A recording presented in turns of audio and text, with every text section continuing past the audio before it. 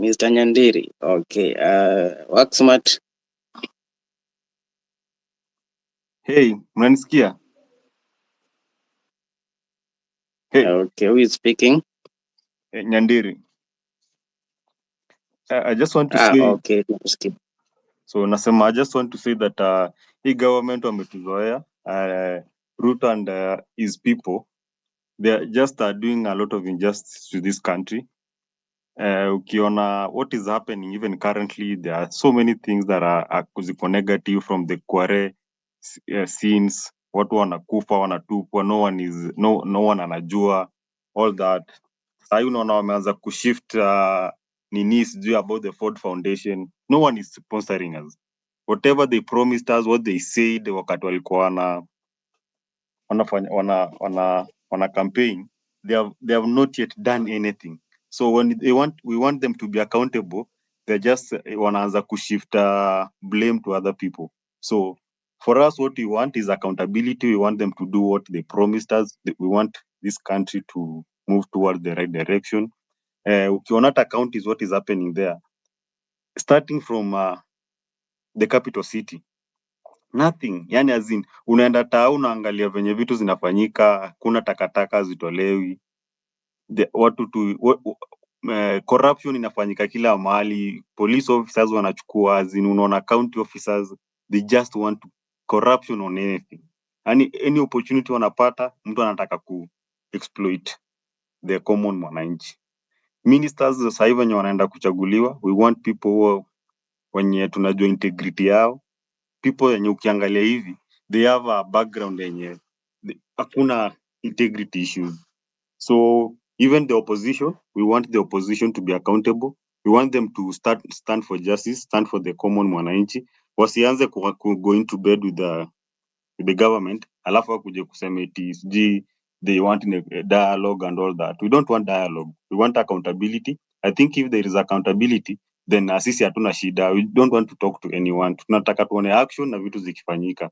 And about tomorrow, let's all come out to Tokyo and show them that no one is sponsoring us. We're coming out there na because we mean good for this country. I think that is it from my side. Everyone, let's cheer up na kesho tupatane. That is it from me. Thank you. Before Shanky takes over, the next speaker alikuwa Work smart and then Trillionaire and then Nduti in that order.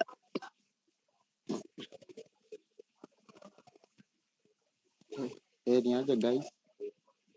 The only thing naweza nikawaambia, we have to change these things once good for all. Kwa sababu gani?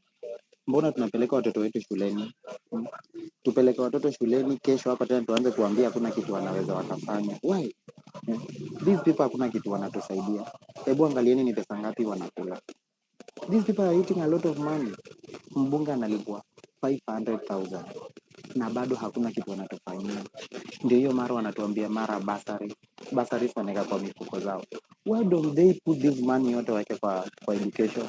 Tukaange tukijua mtoto anaenda shule, ninalipa ushuru lakini mtoto wangu anafanya nini? Anasoma. Unaona? So but hao wamejichukulia yani, hebu angalia sasa mpaka saa hizi opposition wametugeuka. Unaona? Ni kama hawataki kutusikiliza. Unaona? Kwa sababu gani?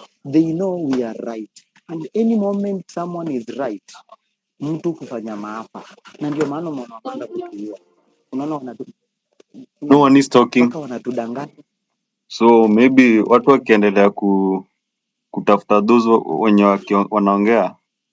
From a side mimi nitaendelea Actually, Sorry? someone is talking. Sorry.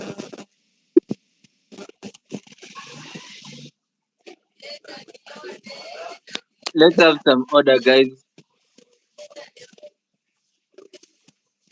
Work smart, you're on a break. Nduti, kindly take over. Thanks for giving me this chance. Hope mnanisikia. Just continue. Mi niko na points tatu. Ya kwanza ni we should all remember that even fools grow old. So hii maneno hapa tunakuja kuambiwa na ati elders from the church, elders from the mosque, sijui akina baba, ati juao wamezeeka wanataka tuwasikize. Si tushawaambia hakuna dialogue tunataka na hii serikali. Wametua, huwezi enda hapo kudialogue na mtu ametua na bado wanaendelea kutua. Hata leo usiku probably mwingine atauliwa ama ashikwe. Watu hawataki kutusikiza na hakuna hii maneno kuambia kutuita Gen Z ati lazima msikize watu wazee Z. Even fools grow old. Na hiyo maneno hatutaki. Ya pili ni moja. Ya pili ni Ruto must go. That one is very short and clear. Ya tatu ni hawa watu wenye wanataka hapa kutry kuanza kuuzia watu uoga. Kama saizi nimetoka kuona post ya ito Polo Kimani, something like that. Mjama a day before the maandamano ndio unataka hapa kujifanya you are very smart ati najua nimesoma constitution and there is it is not very clear on our next steps. We hiyo tutajipanga mbele. Kama Hanifa alitupanga na maneno ya medical care. Akina nasahau huyu daktari mwingine mwenye alikidnapiwa alitupanga na maneno ya blood whatever donations. Kuna huyu dem amepanga the guys who at MOH amewapanga na food. Tunaweza jipanga si wenyewe. Si lazima ati to follow these politicians ati ndio tujenge hii nchi yetu. Kwa hivyo ukikuja hapo kuuzia watu uoga, that is the worst thing that you can do today bana. Unajua this is like an army ambayo hebu imagine we are an army that has grown spontaneously. Alafu tunatumwa kule mbele, alafu tukifika pale front line just before the war starts or rather the battle starts, unapata that we've been given fake guns or empty these blank bullets. Our main weapon right now is the courage that we have. So mtu akikuja hapa ati anatuambia ati sijui tulieni nini. For me that is my public enemy number one. Ukisikia we ni muoga, baki kwa nyumba una wifi yako, tweet Ruto must go, but sisi wenye tunatokea acha tutokee. Tumeamua kujipigania, sisi wewe umetutuma, sisi tumejituma. Kwa hivyo kawe ni muoga, baki kwa nyumba peke yako. Ile Thursday yenye tulikuwa tunafaa kuoccupy State House, nilifika town, nimezubaa town kutoka sijui 9 mpaka 11 sijui uko 12. Nashangaa watu wakuji mbona. Kumbe watu walishauziwa uoga. Hiyo kitu ni peace mbaya. Kesho tunapatana town mapema sana 9. Ruto must go. Asanteni sana.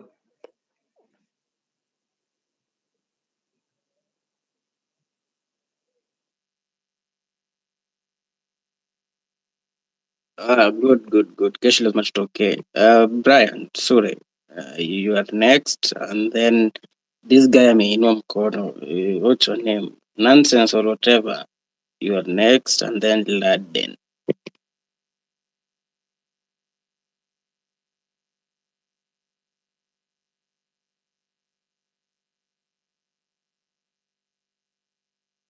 Okay, mwenye ako ready aongee. Because kama guys are not speaking. Samuel, talk.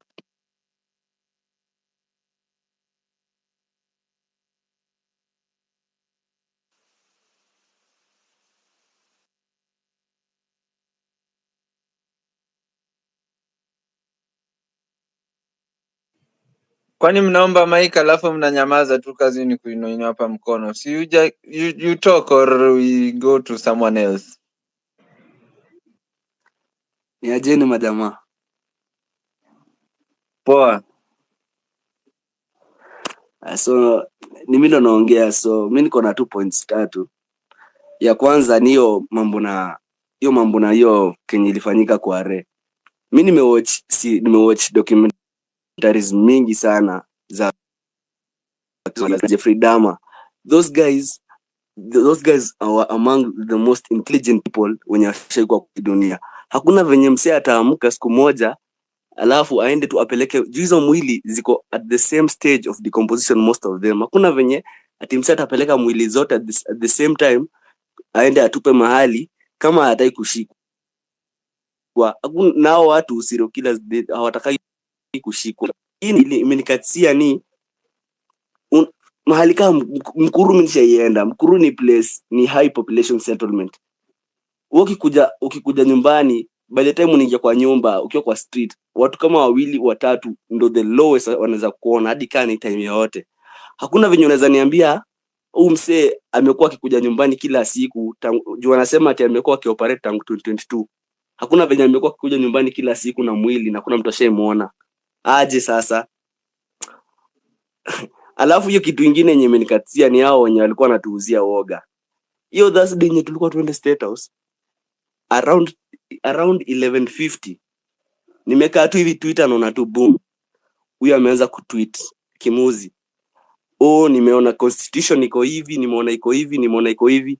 Bra, constitution yenyewe wale wenye kwa State House hawaiheshimu. Sisi wenye tunaiheshimu, we are going there to exercise our rights. Mbona unataka tutumie constitution kuwatetea wale na kama itutetei sisi? Unacheki? Hiyo kitu mimi imenikatia bana. Alafu tena hii mambo na disjuu msee ameshuffle cabinet yake. Leo nilikuwa hapo CBD, kuna msee nilikuwa nanunua t-shirt kwa msee fulani. Akaniambia msee amevuta watu kazi, amejaribu. Nikashindwa like sasa hizi mtu akikujengea nyumba uite foreman na akufanyie kazi, alafu nyumba ifike mahali uone nyumba haijajengwa vizuri, alafu foreman avute kila mtu kazi. Huyo foreman unabaki naye ama unamvuta? Si unamvuta? Mbona sasa huyu Ruto abaki hapo hivyo? Hii kitu ni ushenzi sana bana. Nakwambia tunachezwa game nyingine kali. Tuzidi ukikataa kutokea. Mimi hadi sijui unafanya nini Kenya.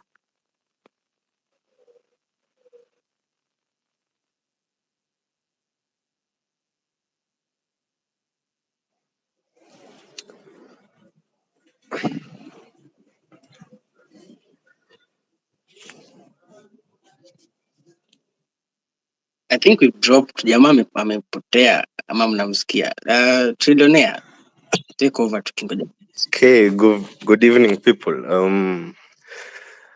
Sina mingi ya kusema, just that I want to point out that Ruto tayari ameanza ni kama amesahau vitu tumejaribu kufanya in the last 3 weeks.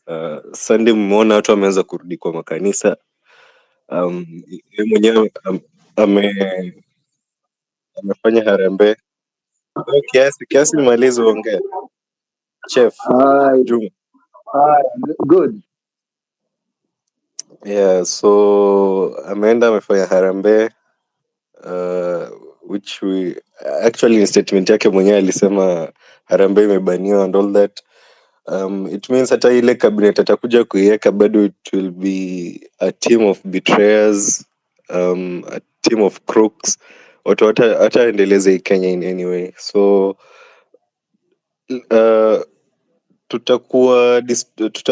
tumekuwa discredited. Our movement has been discredited a lot, but it could not be discredited if we weren't doing or looking for the right thing. So msiogope kutokea nje kesho lazima tutume message yetu to the whole world is watching us right now, especially Africa. They are watching what we are doing and what we are going to achieve.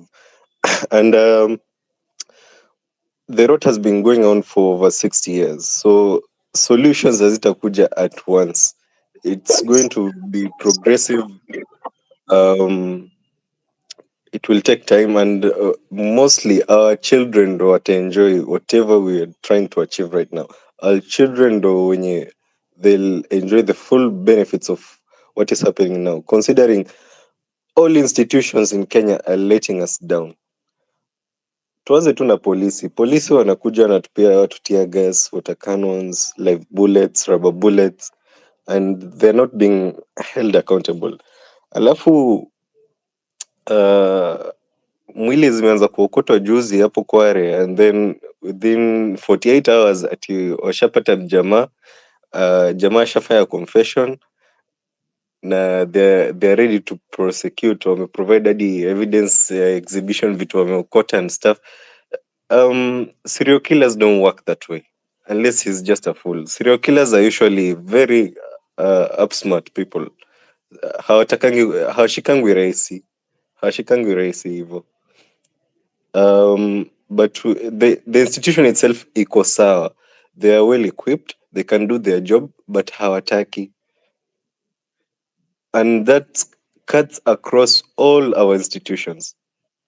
All our institutions are corrupt, and we have it is going to be a tough fight. Hata hii kesho tukitokea bado siombi, but kuna vitu zimepangwa zenye tutajionea si wote kesho. Tutajionea si wote kesho venye kutaenda. And is hiyo, like, we shouldn't give up until we get what we want, until we get accountability from our government and all its institutions. All civil servants wenye wako wanafanya kwa gava lazima wawajibike kwa kazi yenye wamepatiwa. Ni wajibu mkubwa hiyo kupatiwa hiyo ofisi ya kuserve the people of the republic. And tumedharauliwa kutosha. Enough is enough. If we don't fight for what's ours, they'll keep on doing whatever they have been doing over the years, and we'll never see any changes. Yeah, acha tu nimalizie hapo, but yeah, tomorrow tutokeze, tusiogope, na tusibabaishwe na mtu. Things have to change and change for good. Thank you for the mic.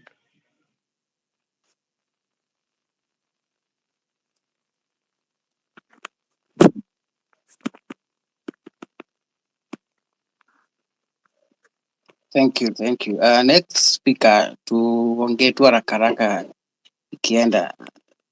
Take over. Niaje majamaa. A lot have been said, and what I can add on is that mambo yenye imesha zungumzwa tunafaa kusimama kidete majamaa. Si kwamba ati tunahusiwa uoga, si kwamba ati tunaambiwa eti constitution nasema hiyo constitution tunaielewa sisi wenyewe, na sisi wenyewe hiyo constitution tumeisoma. So what I can say is, let's not grow weary and let us stand. A soldier dies once, but if you are a coward, you'll die so many times.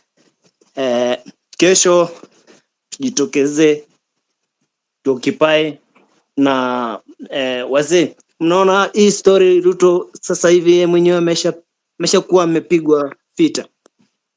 Wale majamaa wake ameshawafuta, ndo wamemgeuka sasa. So mi hata sioni haja yeye kuwa hapo, sababu kama amewatoa wao wenyewe wanampita. Duale mwanzo mwenyewe amemwambia eti ile wakiamua ile kitu wataamua kumfanyia, before amfanyie akiwa ameshaondoka kwenye ofisini. Na hiyo mambo ya mzee baba ati Raila anatucheza. Raila mwenyewe akae kando, yeye mwenyewe alipigana vita vyake, vita ni vyetu sasa.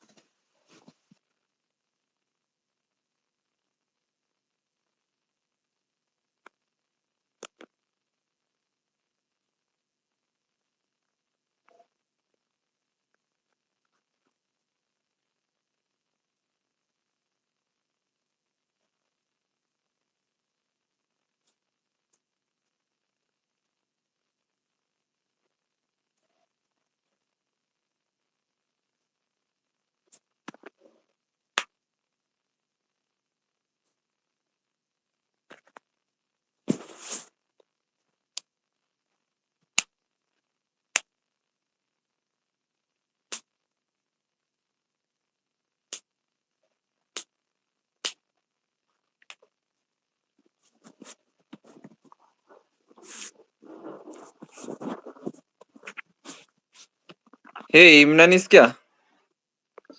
Nakusikia. Yeah, nakusikia.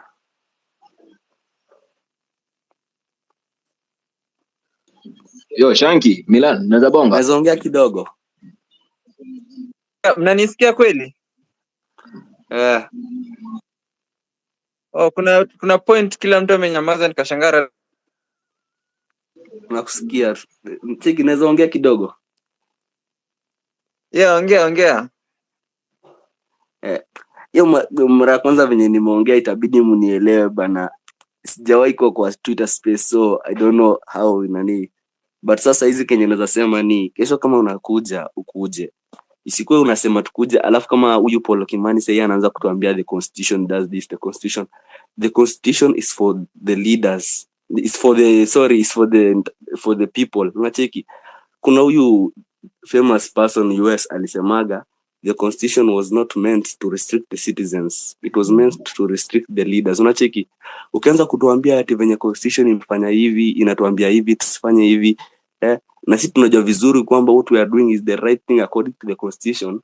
Wewe sasa kenye unasema hapo ni kwamba you are dining with the government. Unacheki na sasa tudai kitu kama hiyo. Sisi tunataka hadi sometimes mimi naangaliaga hivi, unaona hao watu kama huyu those government bloggers, sometimes mimi naonaga those guys ambao they have publicly wamesema stand yao kwamba ni wako na Ruto, kuliko hao watu wenye wanasema tunakuja maandamano leo, tena the next day unasikia the constitution does this. Mimi kitu that daily niuma vibaya sana. Tumekuja na mimi Tuesday wakati watu walikuwa wanaenda na occupy parliament, na occupy Supreme Court, nilikuwa hapo Supreme Court, so nilishindwa like for somebody kuja hapa aseme at this thing is not in the constitution. Protected areas ni mingi sana hii Kenya. Saa State House Nakuru watu walienda, okay, watu walikufa, but hiyo Kenya walikuwa wanatuambia ati something will happen, something happened. People did not go to State House and they still died. That's the magnitude of the situation. Unacheki, so ukianza kutweet tu hapa, be mindful of your tweet, what you are tweeting. Unacheki, sisi watu kama sisi small woods, kusema kweli, mimi nikianza tweet hapa saa hizi hakuna mtu ataona kitu kama hizo. Hawa big wigs hao ndo wana tweet hapa hivi, mtu akona followers wangapi, ina reach almost everybody, alafu ina cause hiyo misinformation, unaona, alafu inatoa watu moral. So hiyo kuuzia uoga ndo hatutaki. Kesho tutokee tupige kitu safi sana mazee. Viva kila msee.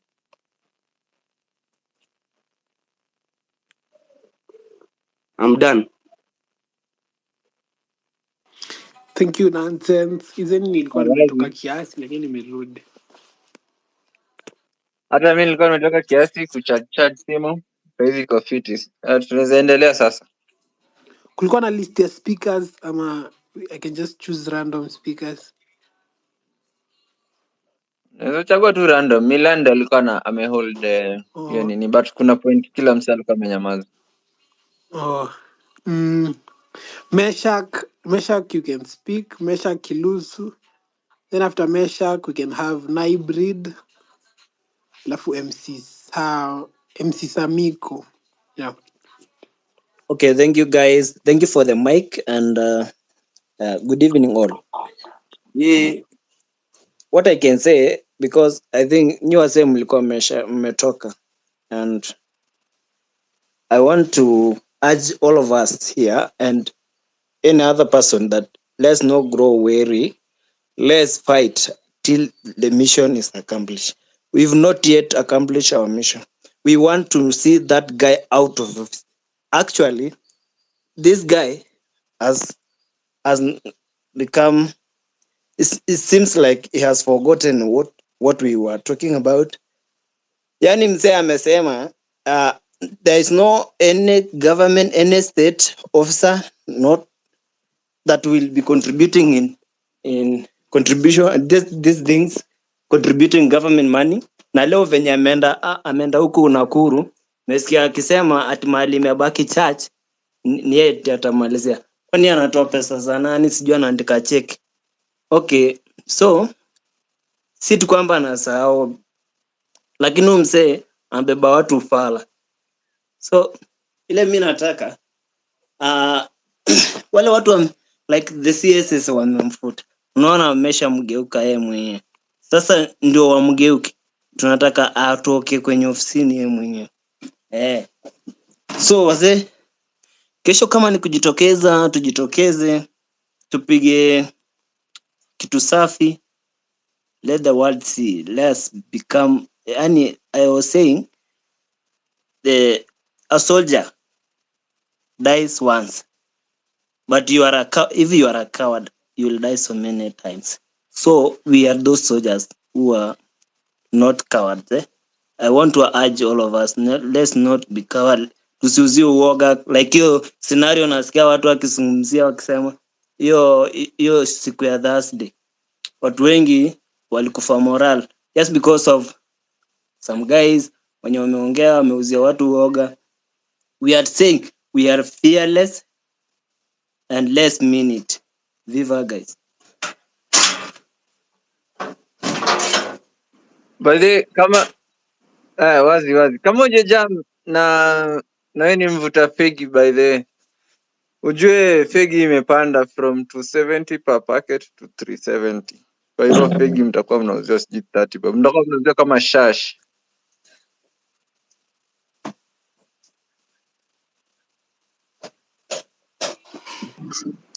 Next speaker venye Shanki alikuwa tumewachagua. Yo, niaje? So, shukran What's up? Shanki.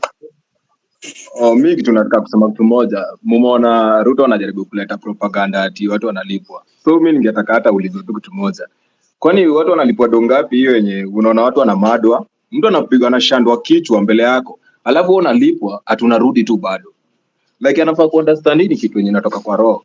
Kwa hapo hivi huyu jamaa ako corrupt, wanaiba vibaya sana. Na hatuwezi kakaa tu hapo tutatulia ati akangetua anaiba.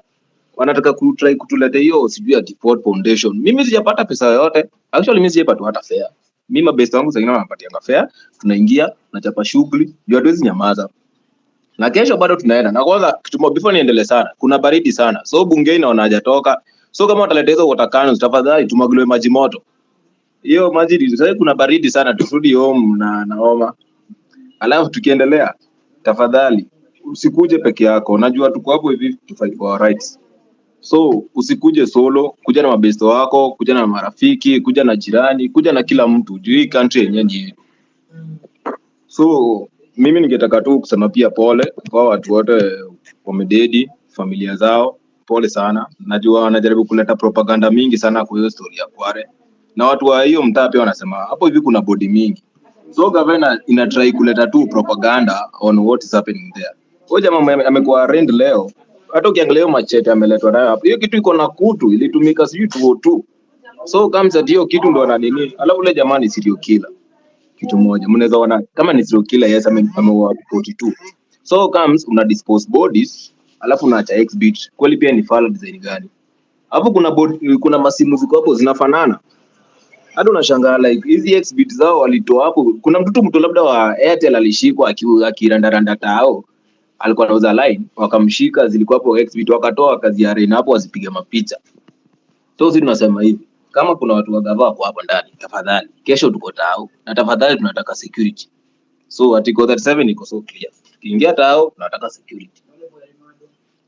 Na hiyo story nyingine pia Kalen Man walimada, alafu anasema ati alibondwa na gari. Like kwani wanatubeba sini mafala aje? Ule jamaa hata ukiangalia hiyo body, ulibondwa kwanza na gari, unabondwa na gari mtaenye si yako. Akai kasa. The family imekuwa very open on that. So tafadhali msiuziwe pia uoga. Alafu hiyo story ya do mimi jamaa tu naona news nasikia tu kucheka because ana cards. Ule jamaa ako kadi. The king is naked. The king is so naked. So tafadhali tupatane huko kesho. Ni hivyo. Thank you man.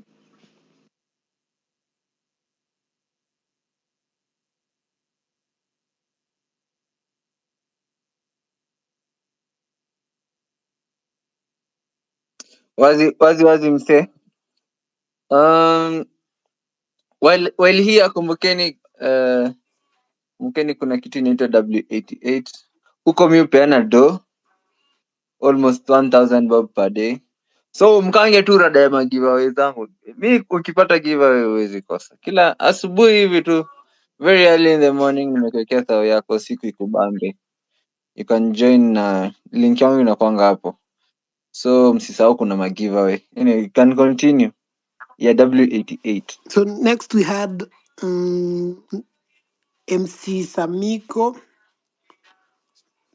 Unaweza then after MC Samiko we can have Chrome Inc. Alafu Nyasuba. Yes, guys, mnanisikia?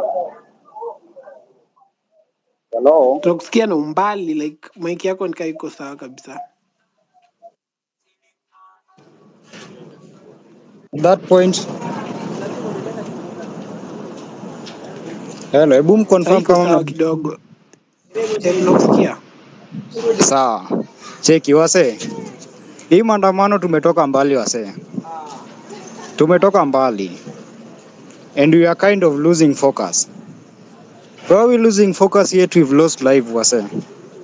Kuna wase wameuliwa. Naona watu wanasherehekea like Masies kufutwa nini nini. Hizo wins ndogo ndogo. It's sawa. Lakini Mama Rex atasherehekea nini? Au maboys wa KU atasherehekea nini? Buda, wase wamekufa. Na we should not give in. As you can see, the king is naked. The king is naked. We should not give in wase. Kesho ni maandamano na tutokee. Hii kitu tutokee wase. Alafu kuna narrative inaendelea like you are focusing only on Nairobi. Kuna parts kama Kisumu huku and the other cities. Manze tuweke hiyo effort the same yenye inawekwa hiyo sides za Nairobi. Hii kitu tutokee wase. Na wenye wameingia uoga wasitokee, wabaki tu nyumbani, unasikia? So guys, kesho mapema, hakuna uoga. Ukijua ni muoga usikam, na ukikam kama na best yako, usikam solo, ndo wajue tuko wengi. Na lakini usikamu na muoga. All in all, have it that we've lost lives, my friend. Watu wengi wameuliwa na gava idai kuadmit hakuna msee yote ameshikwa, wanatuchezesha tu makadi. The killer cops are just walking free. Yo guys, it's high time manze, kesho tutokee, iende hiyo constitution wanatutishia nayo. The same guys hawaifuati hiyo, gava yenyewe haifuati. Ingekuwa gava inafuata constitution, hatungekuwa tunafanya vitu kama hizi. Mnasikia mayut? So wewe ukidai kusoma constitution saa hii Jumsa amesema manini, yo you are losing it bana. Hiyo constitution ingekam kabla hata tutokee. Mtu kama Rao alifanya hii mambo last year ikabafa. Sasa yeye anakam kutubongea, anabonga kama nani msee? Na mimi on my opinion, actually I'm talking from Kisumu, and Kisumu we are kind of heated. Wasee wamechangamka mbaya. So big wigs wenye wananisikiza, wenye wanaweza pitisha ujumbe manze, mweke hiyo effort izidi ende all over msee. Si ati wasee wana focus tu on Nairobi ama nini.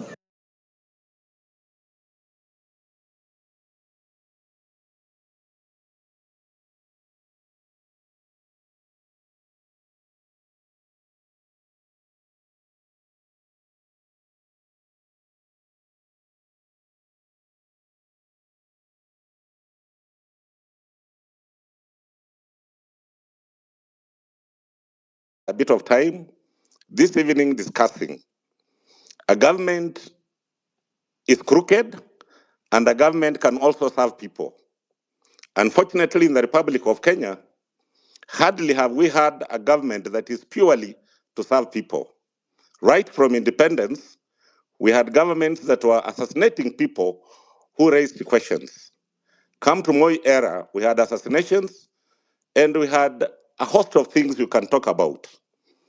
Come to Kibaki era, the first 5 years were focused on creating an environment conducive to the prosperity of this country. But the second term was a different issue altogether, leading people with a conscience like Mother Karua to resign. Come Uhuru Kenyatta's regime, I think Uhuru went on holiday and he left the current president to run the show the first term. When he joined, when he realized what was going on, it became a war between the current president and Uhuru. And of course, Kenyans, as usual, will not listen to the big man. They listen to the small one who they believe is being attacked. And that's why I raised issues. Tony has also played a clip where I was being told I'm feeling jealousy. This is an incident during the late Soita Shitanda's burial. And at that time, I had a bit of time to chat with Uhuru and his deputy, who is currently the president today. And I don't think it was a very interesting discussion because, not with Uhuru, but with William. Because he asked me why I had said he killed Juma. He asked me a few issues and I went for his neck. The first question I asked him was, do you want me to tell you how you are a killer? And also, it is at the same time that they had attacked my daughter with a boyfriend on some road near Junction. And those are the issues we had gone through. So when he was talking, people did not have the background of where the quarrel is coming from. But what I want to tell you on what is happening, as long as every Kenyan, not only the Gen Z, remain vigilant, then this country can move to the next level. Because in my view, William Ruto did not seek leadership because he wanted to lead. The purpose for him seeking leadership was totally different. And as the situation is today, we are told human beings can change. I'm highly doubtful whether William will change, but he has an opportunity to change and listen and do what is right. Firing the entire cabinet, to me, is not a solution. We have run without a cabinet for the last 20 months because I want to believe all the ministries were actually being run by Ruto himself. In a normal cabinet, you'll have your ministers, because they deal with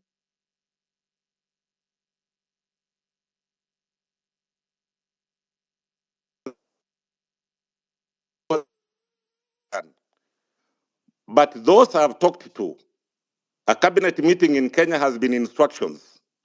Now, if you are Mr. Know-it-all and all you do is to issue instructions, despite the fact that the cabinet secretaries you have appointed have access to technical people at the ministries who are extremely competent.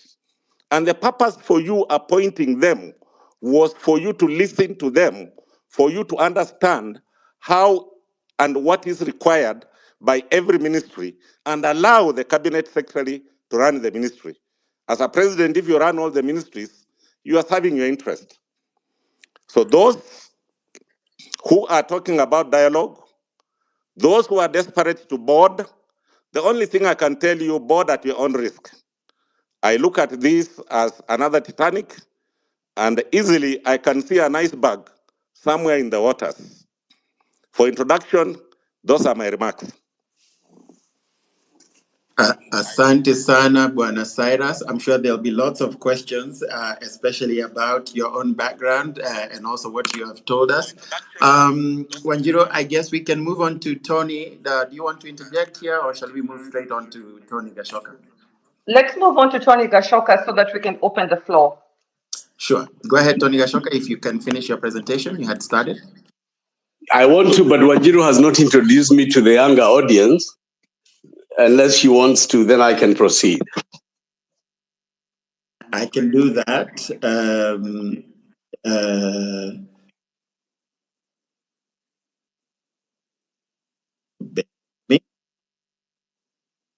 So yes, Tony Gashoka is a veteran journalist, a political commentator, and former chief of protocol in the office of Raila Odinga when he was a prime minister. And that was from 2007 to 2020.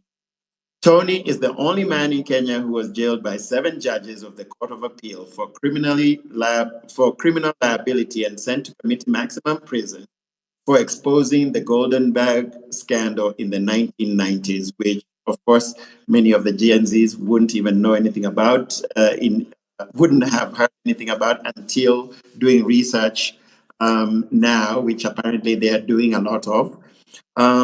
So, Tony, do you feel that that is a sufficient presentation, introduction? Please go ahead.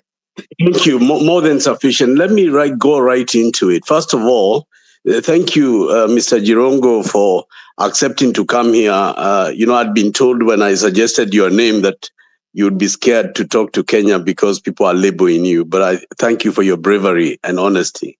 And welcome, Cyrus. We will be having these spaces often, and we would like you to come again. Now, I want to start at Article 4 of the Constitution that describes Kenya to be a democratic republic, and that brings in the issue of multi-party democracy in Kenya. I raise this because, as Jirongo will know and Dr. Akot, the biggest struggle we had in the second liberation was to remove Section 2A, so this country could have a democracy, meaning that parties compete for power, one takes power, and the other holds the other one to account so that the people have a better government, and therefore they have an accountable executive. And Parliament was structured so that the oversight committees, PIC and PAC, were headed by the opposition. I want to tell you that the official leader of the opposition, when Cyrus Jirongo and I were growing up, was very prestigious. Jirongo would shake when he hears Jaramogi Oginga is the head of the parliament, official opposition.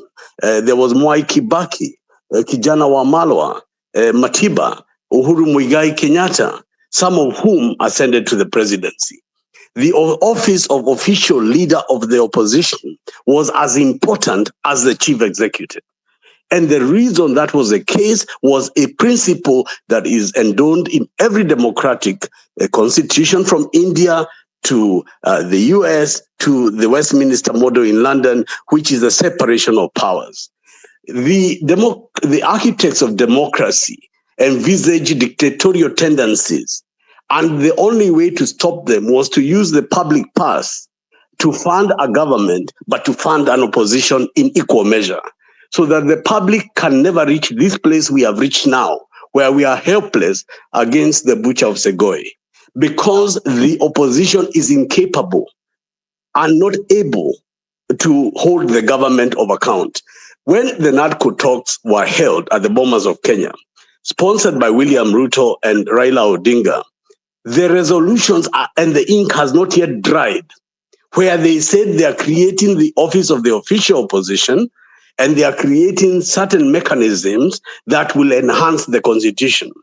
Instead of that, William Ruto has gone to bed with Raila Odinga to form a government, so they say, of national unity, so that they both can rape what is left of parliament and lord over us with no opposition. And when the opposition goes to the streets, in the form of the Jay-Z or whatever, they shoot them. And when they can't shoot them, they cut them up in pieces.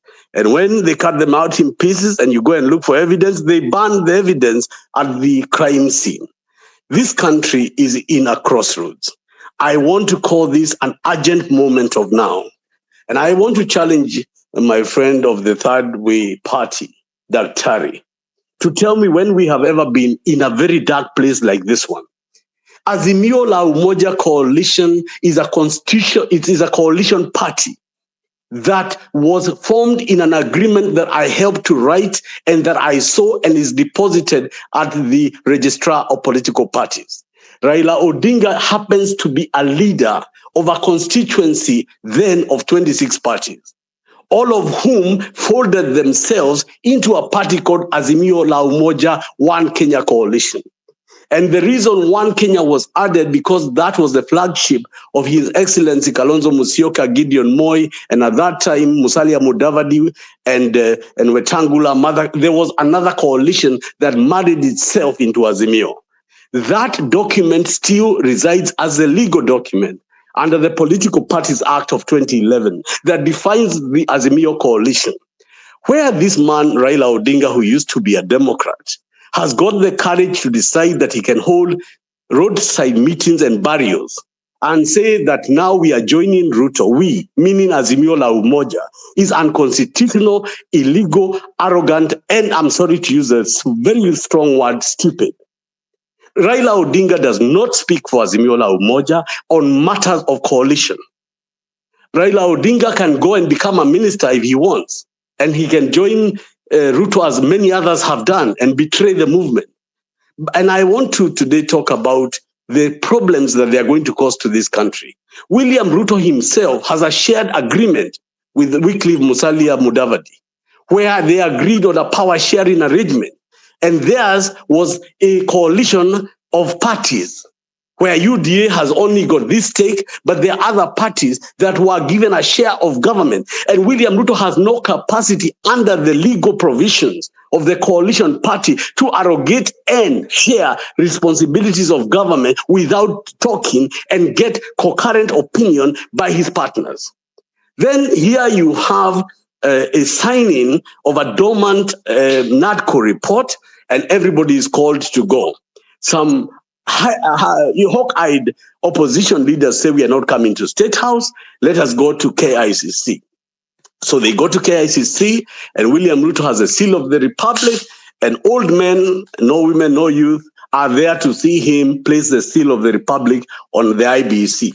Of course, they don't tell us who will appoint those people at the IBC, who will appoint them, so they will appoint a commission to re-elect themselves. But they go ahead, of course, and say IBC has been elected. Without any public participation, they go ahead and say it's done. Then from there, you know what happens? Raila calls a private meeting with Ruto, and they say we are beginning a dialogue. So at that point, Raila believes everything is fine. And they move on to the burial of the brother of Wycliffe Oparanya, the deputy party leader of ODM. And the plan is that they, run over the Azimio leaders, have a private meeting later, and announce a dialogue after that. Unfortunately, Wajakoya and other very vibrant leaders like Eugene Rodrick Wamalwa and others stand up and say, no, no, no. Tumekataa. So the whole mood changes. And to rescue ODM, James Agri Orengo is the only ODM guy who stands up and says, Ruto must go, Ruto must go. So Baba then retreats and says, look, let us go and see the deaths there in Quarry, in Nairobi, and see if I can intervene. And I know what Baba was doing. He was trying, instead of going to Kibra, where are there public, I'm Baba, I'm the maestro, I appear, the people say, Baba, when you are away, Baba what? But when he got there, they told him, Baba wewe, ukijaribu dialogue, Baba wewe, ukijaribu kuongea na huyu mtu atuna. So any politician of Baba's experience begins to sing a song. Ukipigwa risasi, I don't know what, and he sang them a song, and he says, no dialogue. I can report today to this country that I'm a friend of many people within Azimio la Umoja. And Baba had a meeting today with the principals.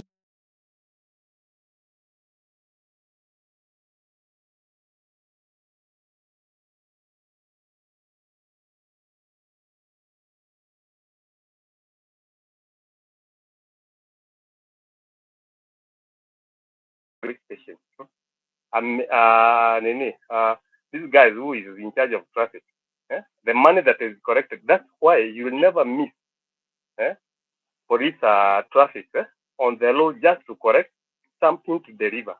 If your vehicle is held in a police station, the much that you get out with, you will not get it in full. So, Madam President, Henry, help us probably to address the issue and probably to enlighten us. And to enlighten ourselves, even as we say, the corruption is a high office, we are also supposed to deal it, whereby we can be. Thank you. Kuri, are you done?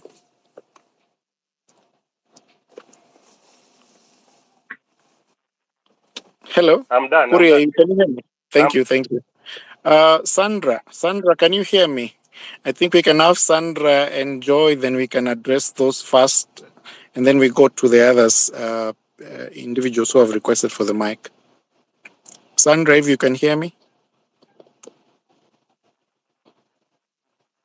Joy, can you hear me?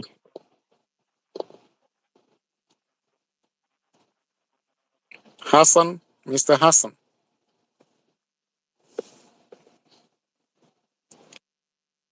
Even as we wait for the others to raise their concerns, I think there are two first issues that have been raised. The first speaker raised the question of how we can reach out to advocates. I want to draw your attention to the Law Society of Kenya page and the page of the President of the Law Society of Kenya. You will notice that we have posted a toll number. That toll number provides you with contacts with the Law Society of Kenya to report any case of arrest that touches on the demonstrations, that touches on Article 37. It's very important to know that as a society, we are monitoring and will continue to monitor because it's our duty under the Law Society Act, Section 4, to monitor any atrocities, any unconstitutionalities that are orchestrated on the members of the public. And that's why we have that toll number. If you don't have it, you'll be able to check on the Twitter space of the Law Society of Kenya and even the space of the President of the Law Society of Kenya, the page, the X space. You'll be able to find a toll number where you can be able to address that concern, especially when you've been arrested without any reason, or you've been incarcerated beyond 24 hours, or you have your rights under the Bill of Rights. Remember, the rights of individuals as citizens stretch beyond the right under Article 37. So whichever right that you feel has been undermined, perhaps it's very important that you actually inform us so that we'll be able to have our teams address to it. The president indicated, and I think she has indicated in other forums, that we have advocates across the country, in all the counties and in all court stations, to address concerns of violations of human rights. So do not hesitate at any moment to perhaps address these concerns to us. And now that she's here, she'll be able to perhaps reiterate that position. The second question was the issue of cash bail, the letter to the police. Remember, there is no requirement under the Constitution. In the hierarchy of laws, the Constitution is supreme. The right to picket, as contained under Article 37, is not a right that is subject to statute. I do not know any statute in this country that provides for the requirement that the members of the public must notify. But there is what informed the question of giving a notice to the members of the public, especially when you want to exercise Article 37, was for purpose of requesting the police officers to give you security. But again, a notice can be issued publicly. A notice can be issued on social media. There is no requirement that you have to write to a specific individual to exercise that constitutional right. The drafters of the Constitution did not anticipate a situation where you have to seek for someone's consent to exercise that right. It's inherent, it's fundamental, and for that reason, it cannot suffice that you have to write. What if they refuse? It means if they refuse to issue you with to issue with directions, that means your right is violated. And that's the reason why the drafters of the Constitution did not give anyone the right to guarantee you permission to demonstrate or to exercise your rights under Article 37. The last question that was asked, even before I invite the other questions, because I can see the advocates are already on the session, was the question of cash bail in police stations. I want to ask you to look at bail and bond policy directions. These are documents that are available online. The bail and bond policy directions as to on the question of police officers giving you cash bail are available. And those policy directions provide a range of approaches. A police officer is supposed to give reasonable bail, just the same way when you've been presented in court. But remember, when you're at the police station, you are an arrested person. When you are in court, you are an accused person.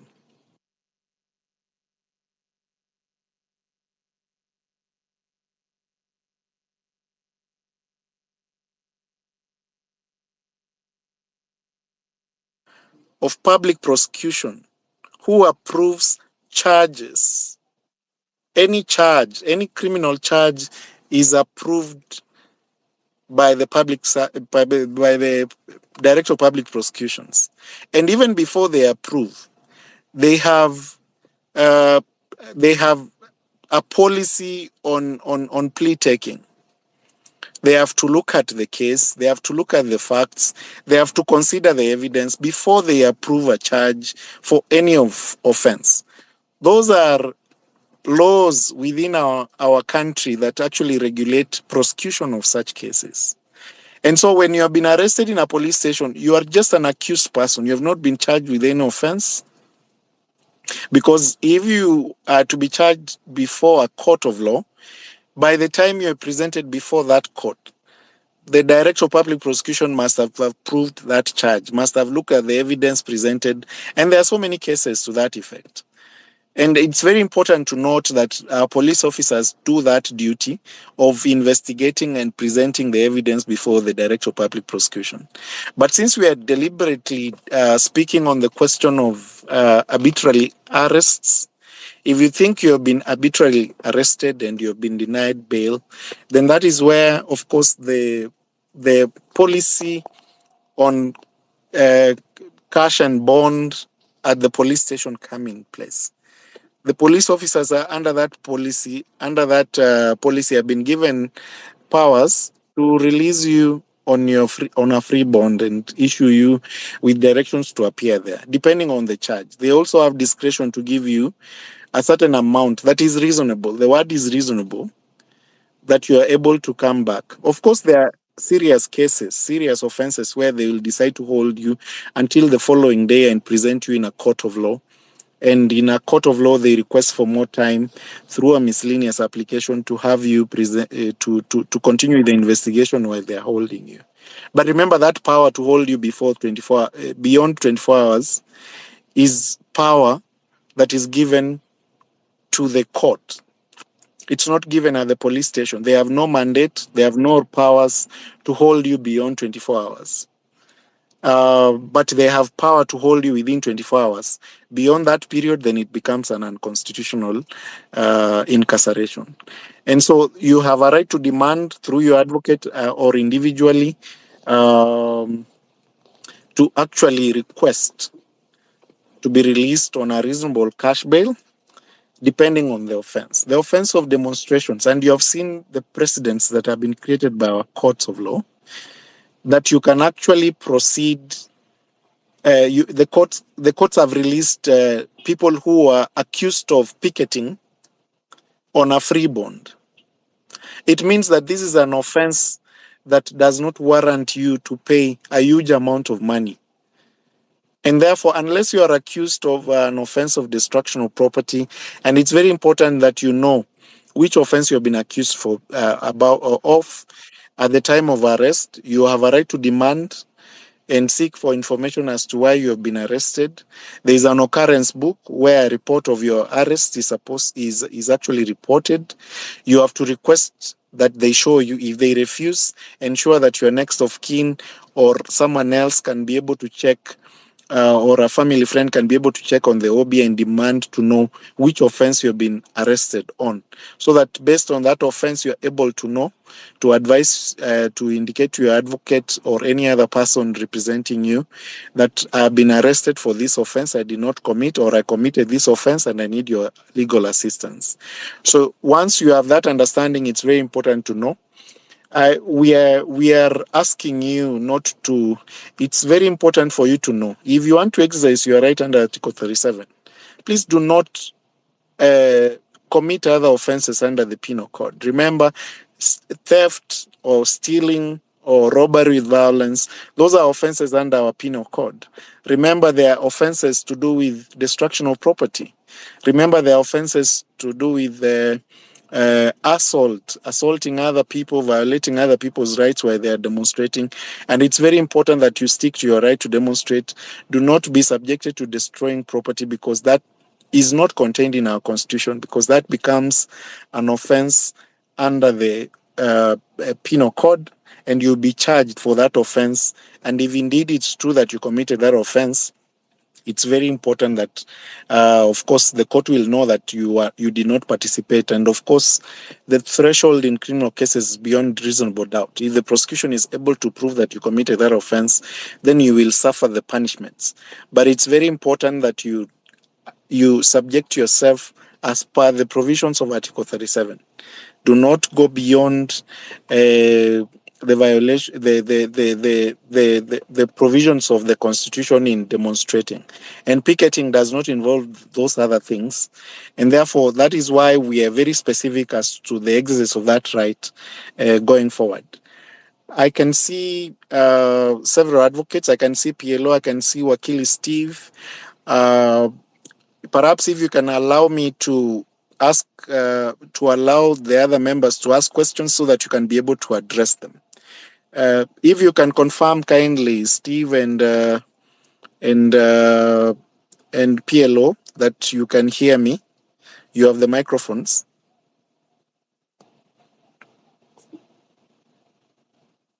So we can ask several questions even as you have the microphones. PLO, you can hear me?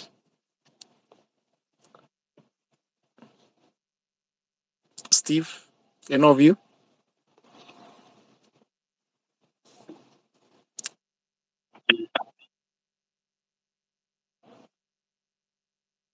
Yeah, I can hear you loud and clear, Mano. Thank you. Thank you, PLO. Perhaps if you can allow us to take a few other questions on this issue so that you are able to address the same appropriately. Thank you.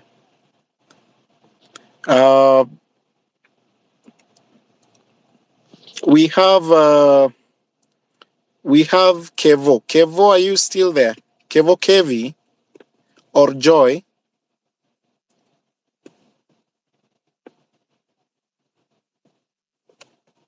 Kevo Kevi.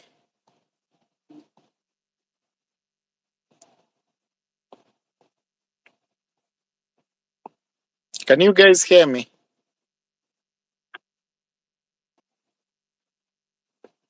If you have a microphone and you think you're not going to drop it so that we can give other people opportunity to speak.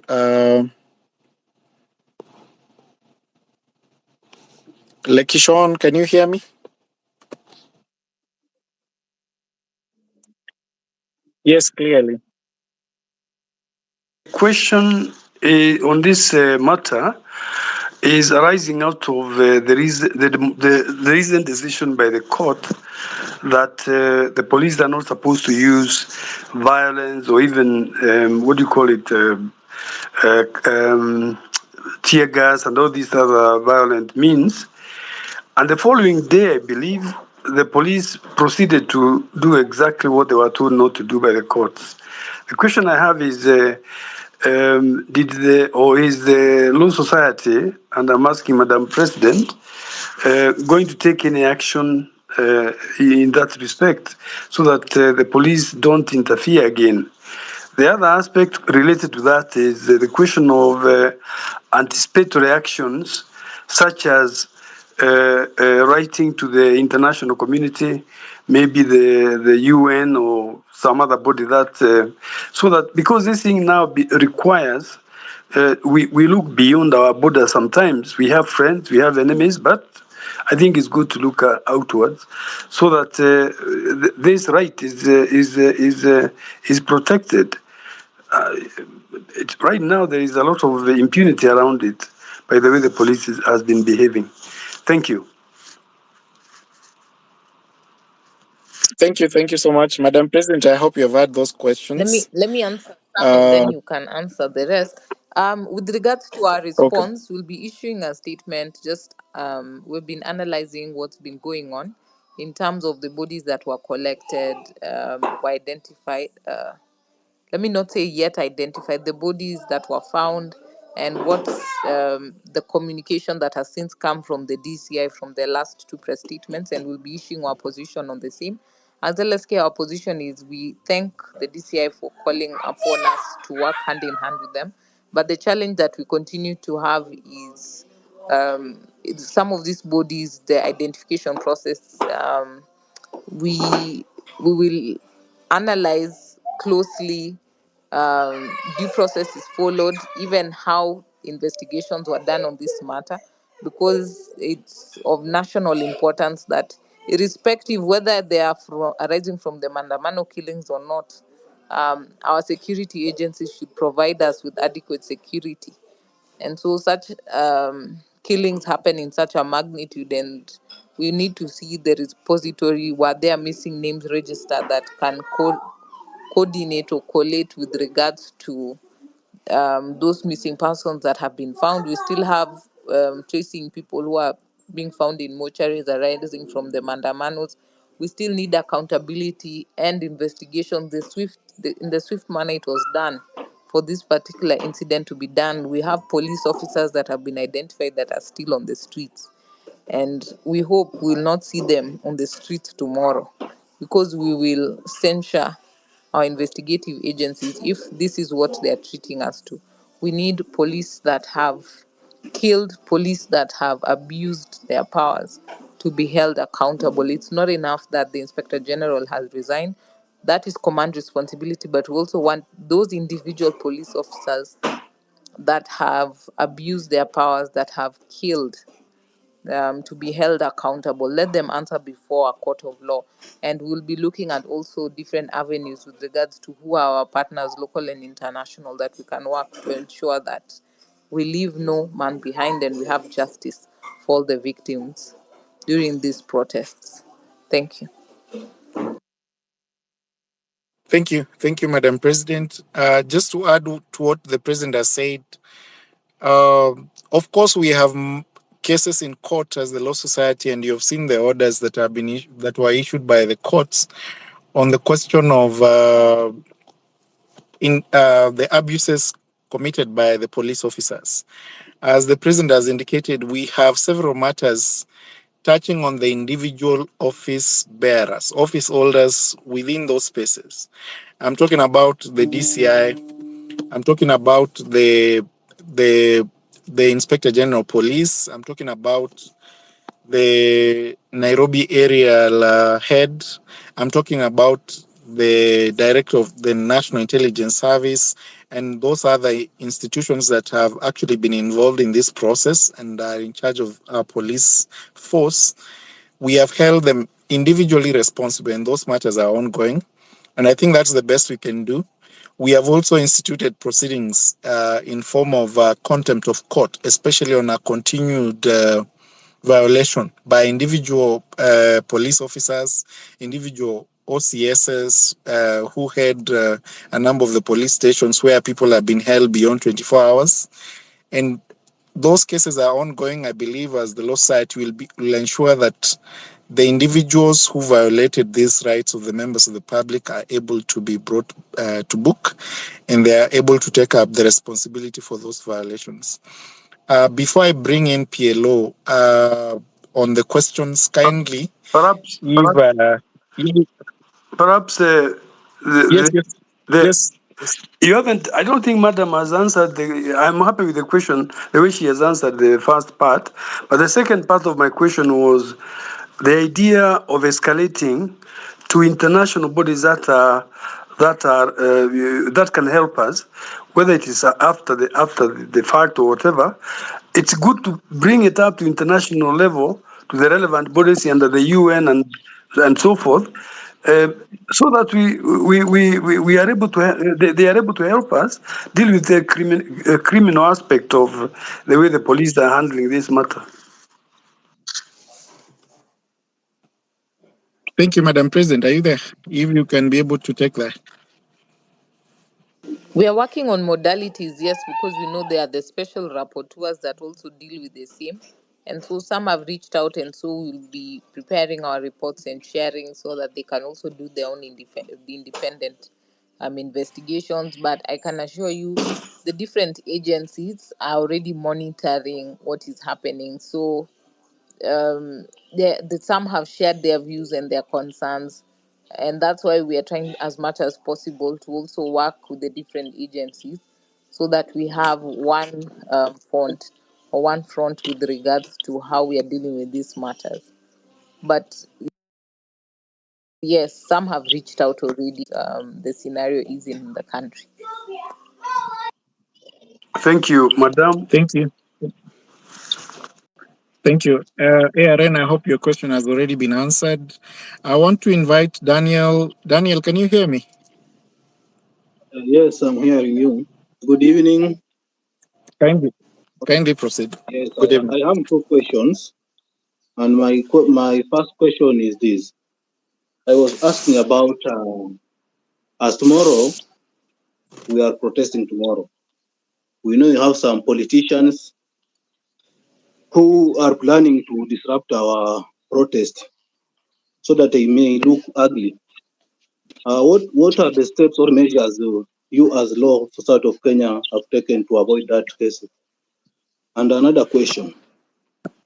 This question I wanted to ask for many days, but today I think it is the right time to ask because I see Dr. Miguna here.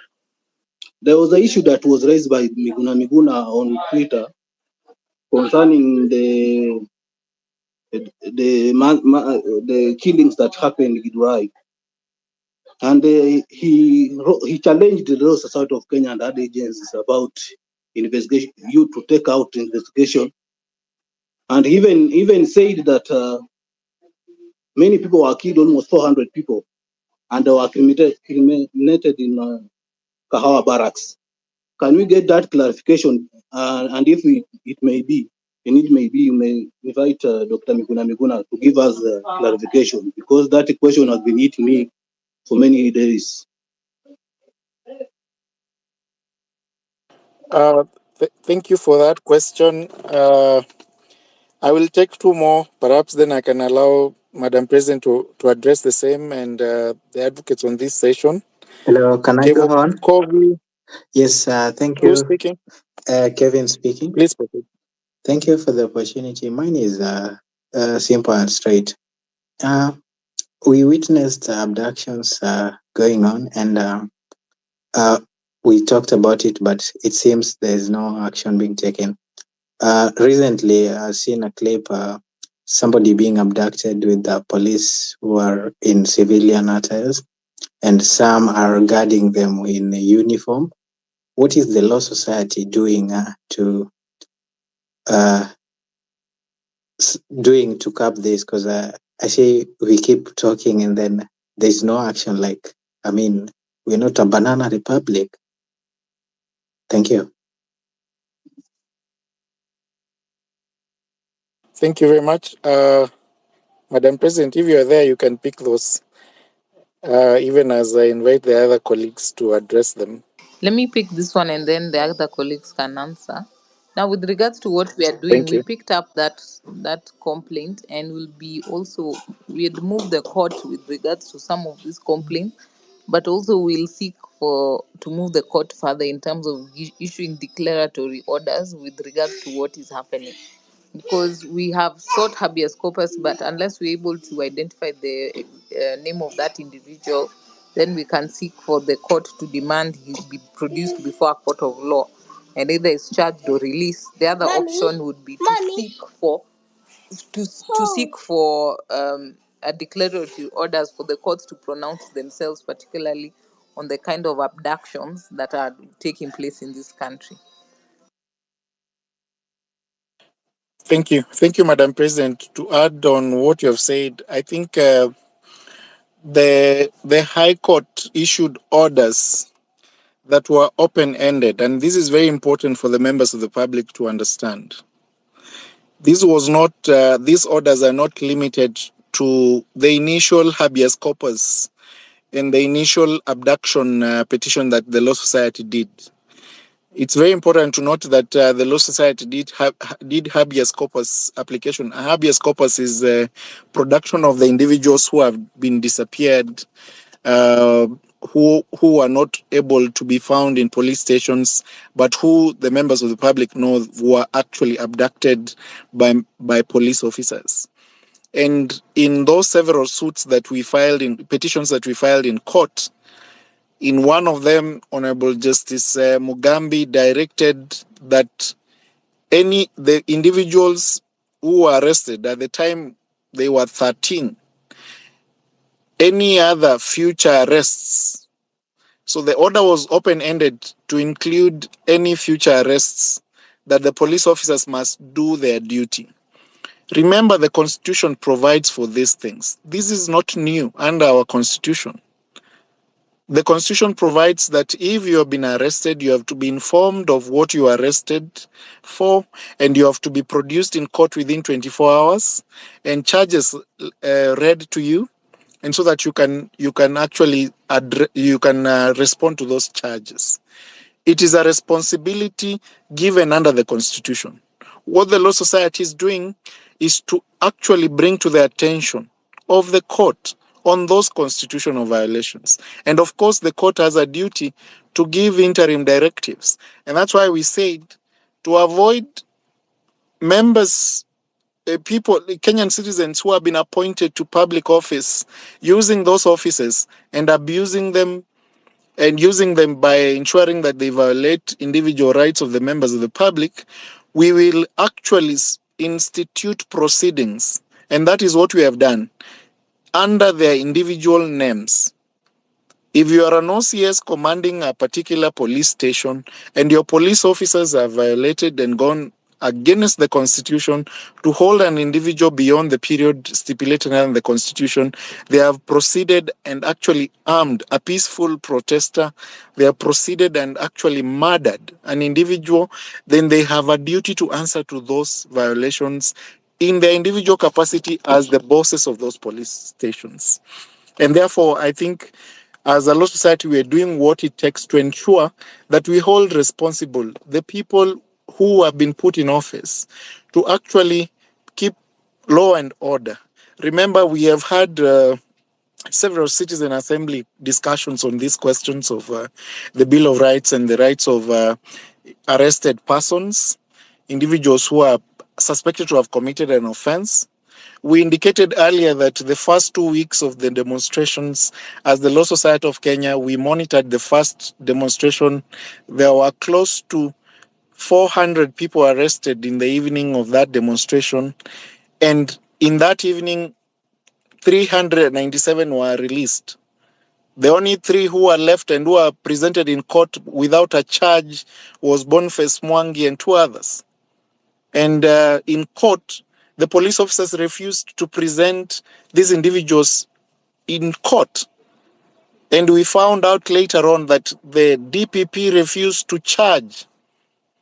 Why? Because the evidence presented by the police officers did not meet the threshold to institute a suit. And remember, some of these cases are the ones that actually bring the backlog within our courts. You bring a frivolous case just for the sake of it to charge someone in court. You actually clog the court with frivolous cases which are actually bound to be dismissed. Then we blame the court for the backlog. And I think I appreciate the fact that the DPP looks into these cases case by case and actually determines which one should go to court.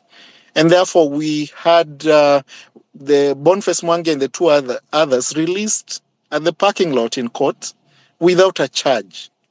Subsequent to that, we've been following on those arrests that have been in place. And I think it's very important that we hold the individuals who hold these offices responsible. It's no longer tenable to actually hide behind the office that you sit in and assume that personal responsibility will not be taken upon you as an individual. I will invite PLO perhaps to address the other questions that have been asked. I think there's a question about, I think the president has addressed the question of Miguna and the investigations and Kahawa barracks. Kevin asked a question on the question on witnesses and abductions and police officers actually using plain clothes and use it without identifying themselves, arresting individuals. Kindly, PLO, if you can hear me, if you can proceed. Thank you. Thank you, my friend and learned colleague Manuel. Well, once again, welcome on board to all patriots who are here listening to, into the space. And I've been listening to a couple of questions, save for the one that you've raised, Manwa. There's this particular question on the use of tear gas, the water cannons, based on the decision and the compliance with this particular directive. So I think I will answer them in quick succession, if you permit me a little latitude.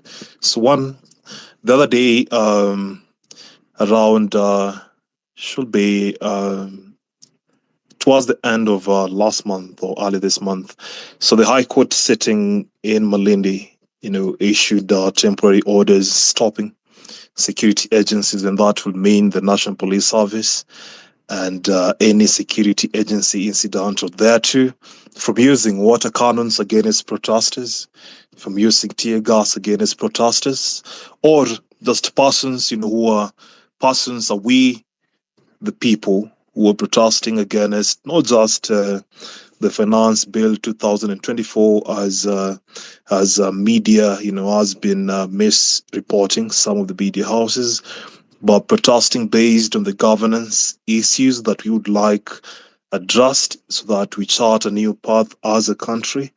So these are still the orders granted by the court, and that would mean when we appear on the streets tomorrow, to exercise our rights against, excesses of power and Article 37 of the Constitution, then police or whoever will be deployed to quote unquote man or deal with peaceful protesters, because we are peaceful, should not in any way unleash terror through water cannons and tear gases. So those are still the orders subsisting before the courtroom. So violation and defiance or defilement of these particular orders will mean that the police or any security agency are actually acting in excess, in contempt of court orders, and of course that would consequently warrant further actions against those who perpetrate such terror on the protesters and those who assemble technically to do that which they're required to do under, of course, the precincts of the law. So this other question on the dress code, for the identification for police officers. Well, the National Police Service, which is technically the umbrella, of different, organs or security agencies, including DCI, including GSU, including ATPU, including anti-stock theft, and different security agencies underneath the National Police Service, including AP as well. So they are governed by law, of course, first by the Constitution as the apex or the grand norm of laws in the country. Secondly, by the National Police Service Act and the subsidiary legislation and regulations thereto. And one most important thing that people do forget is about the National Police Service standing orders as of June 2017. So this particular standing orders, when you quickly go to chapter 31 of these standing orders, it talks about the dress code regulation. And I will move swiftly to standing order number 22 and chapter 31 of the National Police Service standing orders. So standing order 22 talks about plainclothes, officers. Of course, there is conduct of when are police officers supposed to dress in plainclothes and when a police officer is supposed to dress and identify themselves, as law established. So standing order number 22, I would just read it verbatim. It talks about police officers other than those who are attached to 1, DCI, 2, to the Internal Affairs Unit, and then lastly, you have the VIP protection sections and crime branches who shall wear uniform when on duty. So that is the provision under, standing order number 22. Chapter 31 of the Dress Code Regulations under the National Police Service Standing Orders. And then further, the standing orders direct that, if you don't conform within those particular exemptions, however, even these particular exemptions require special circumstances, and nowhere would Article 37 fit into special circumstances where even officers from DCI or officers from Internal Affairs Unit, and VIP protection sections would meddle into a peaceful protest. Because the first question you should ask yourself is, why would officers attached to VIP protection sections when 2 or so weeks ago, after the untimely and sad demise of Rex Kanyeki, may his soul rest in eternal comfort, the officer who apparently was alleged to have shot him, it was alleged he works at the office of the president. So why would an officer who works at the office of the president, which I would assume based on Standing Order number 22, works for the VIP protection, or maybe not, because when you look at OP, Harambee House, the way it's wired, different departments require different manning. Of course, there are officers who may be working at the office of the president, Harambee House, but they just man either the main gates or the doors that lead to the offices of different persons who work at that particular building. So why would police officers within the VIP protection unit, within the Internal Affairs Unit, involve themselves in peaceful protest? So the bottom line here is that identification of police officers should be at all times, either if you don't have your badge or ID or your service number, which is normally displayed at the left subscript of the respective officer, then you are only in defiance of the law. So this has been happening time without numbers, and I think most of you, if not all of you, have seen this pop with maroon or red type of double cabin with persons who mask themselves up. So why would you unleash persons who no one knows about? The protesters don't know about these people.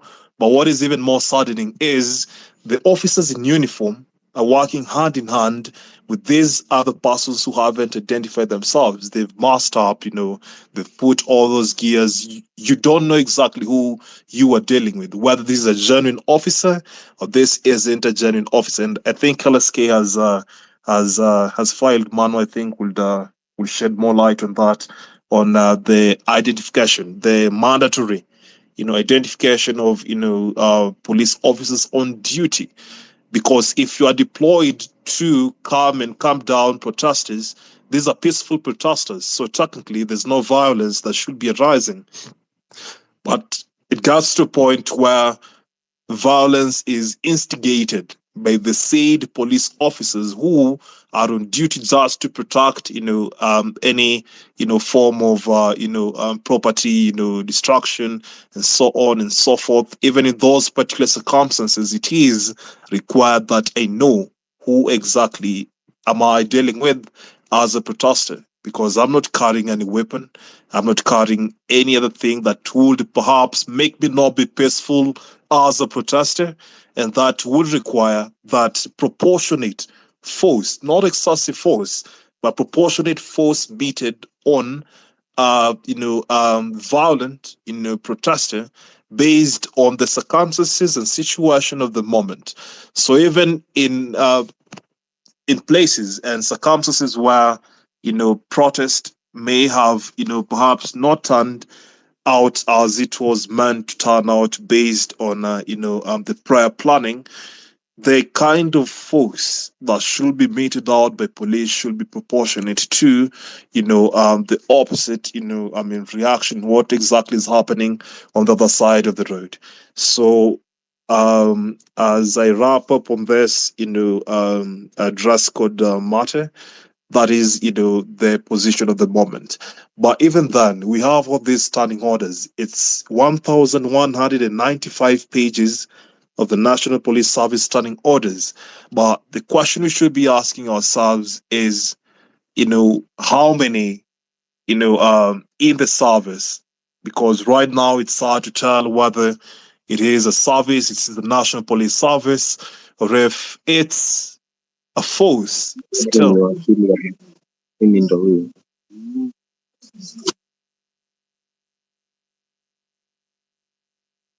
PLO, kindly proceed. We have lost you.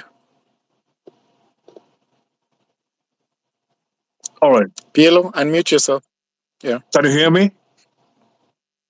Yes, Hello, yes. Kindly thanks. proceed. So I was saying right now, we have degenerated into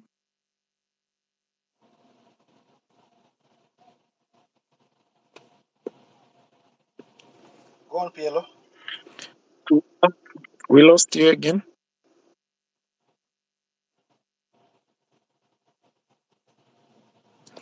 Okay, even as we wait for PLO to return, I think he has already candidly addressed some of the concerns that were raised, especially on plainclothes police officers. It's very important to know that as a law society, we have instituted proceedings on those abductions, and some of the issues you have raised in court touch on the failure by the police officers to identify themselves. And this is very important for you to note. And as citizens, you have to actually take precautions at every time. If an individual identifies him or herself as a police officer, then you have to request that they produce their number, their practice number. And the standing orders, as PLO has indicated, require that you have to actually put on the badge. There's a badge that is given to those officers to put on while they are discharging their duties, so that it's very easy to identify these individuals. What the National Police Service is doing is actually allowing individuals who might be involved in kidnappings or illegal offenses to actually arrest members of the public. And that's why we have concerns with regard to people disappearing, people being found in quarries and all that. It's very important that when you're met with this situation, you have to demand, and especially what happens in public space. I saw that today there is someone who was kidnapped or was abducted by police officers in Westlands, and there were the people around that space included uniformed police officers. It's very important that you demand for the identity of those individuals, even when they fail. And it's important that this episode was recorded because we can account to those faces. It's very important you also seek that they indicate to you which offense they are arresting you about, so that you already know that you're being arrested for a specific offense. Sometimes, and I know in most cases, they don't indicate who they are. They are wearing masks. They fail to identify themselves, and that's why we are in court today. Previously on this question, we are hoping that the court will give directions, even though the Constitution provides for these issues. And that's why we always run back to court to seek for interpretation and to seek for confirmation of violations, because it's only it's only in court that we can confirm these violations and document the same to ensure that this does not happen to anyone else in the future. We can open up the discussion. I want to call Mr. Daniel. I think if you have spoken, kindly drop your microphone so that we can allow as many people as possible. Mr. Daniel, can you hear me?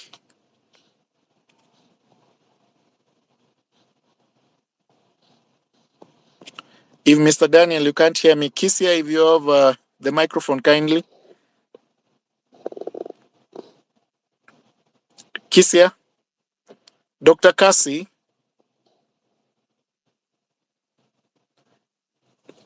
Dr. Kasim? Mohammed, can you hear me? Kisia, please proceed if you have the microphone. I can see your hand.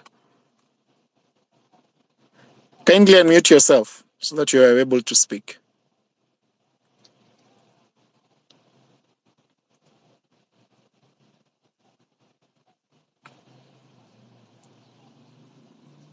Mohammed, are you there?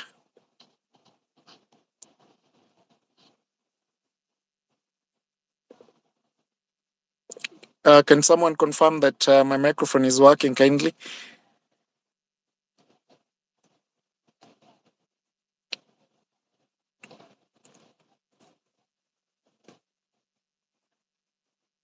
Kisia?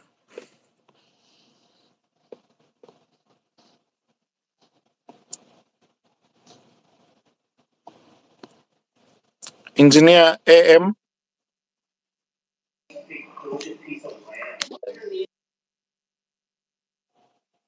Engineer AM, can you hear me?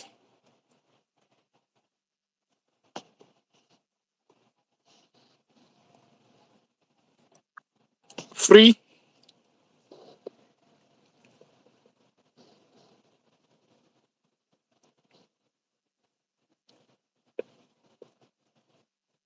Free, are you there?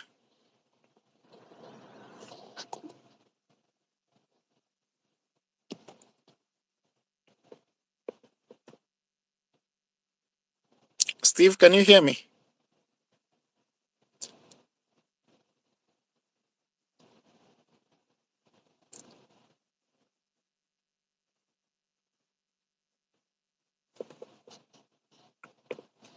Mohammed Adan? Mohammed Adan?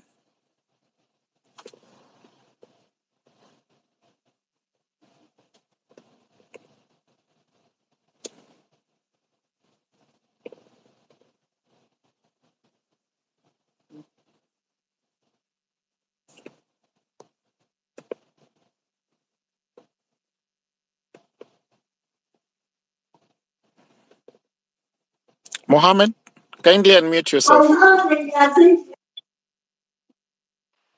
Mohammed? Can I proceed? Dr. Kisia, proceed. Dr. Kisia, proceed. We have had internet issues. Kindly proceed. Okay. Mine is a question that has been asked by someone on the comments. He said that there are some people who are arrested in Bondo, but I think it was last week. So until now, they haven't been released. And upon inquiry today, they said that they were transferred to Siaya police station. So I don't know how that can be addressed. Thank you.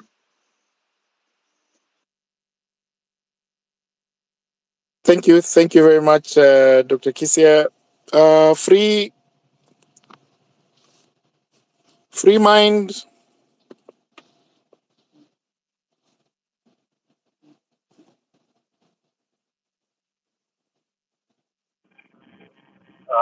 Can you hear me? Hello?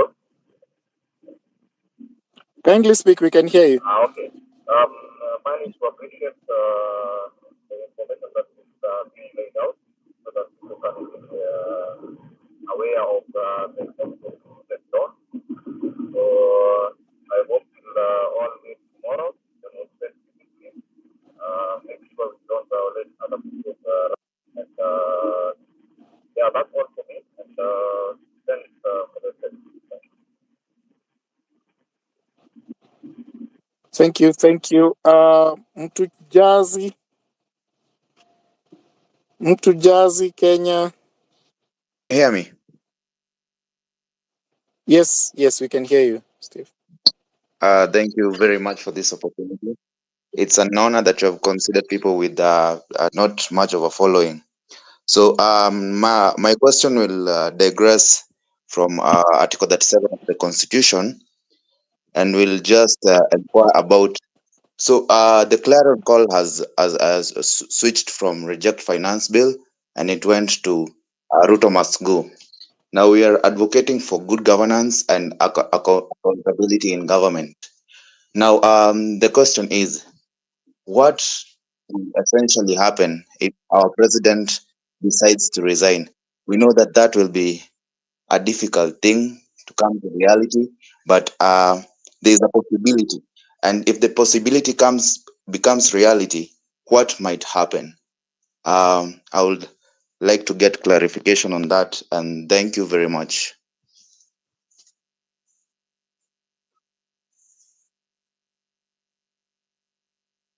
Thank you for those contributions. We'll go straight to Jasiri. I can see we have a number of legal experts within the space.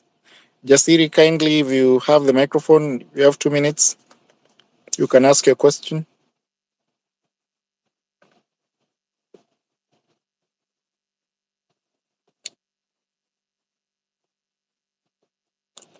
Jasiri, can you hear me? If you can't, Mtu Jasi,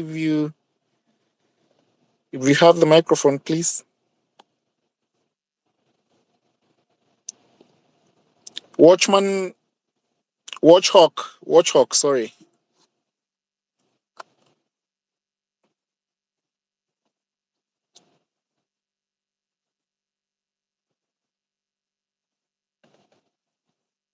Okay. Kisia, you're back.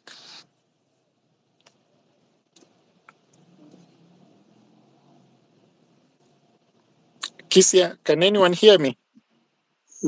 I can hear you. I can hear. I think I'll drop the mic so that you can give other Yes, we can people hear you, to. Mr. Manuel. Kindly drop so that we can have the rest. Free Okay. mind.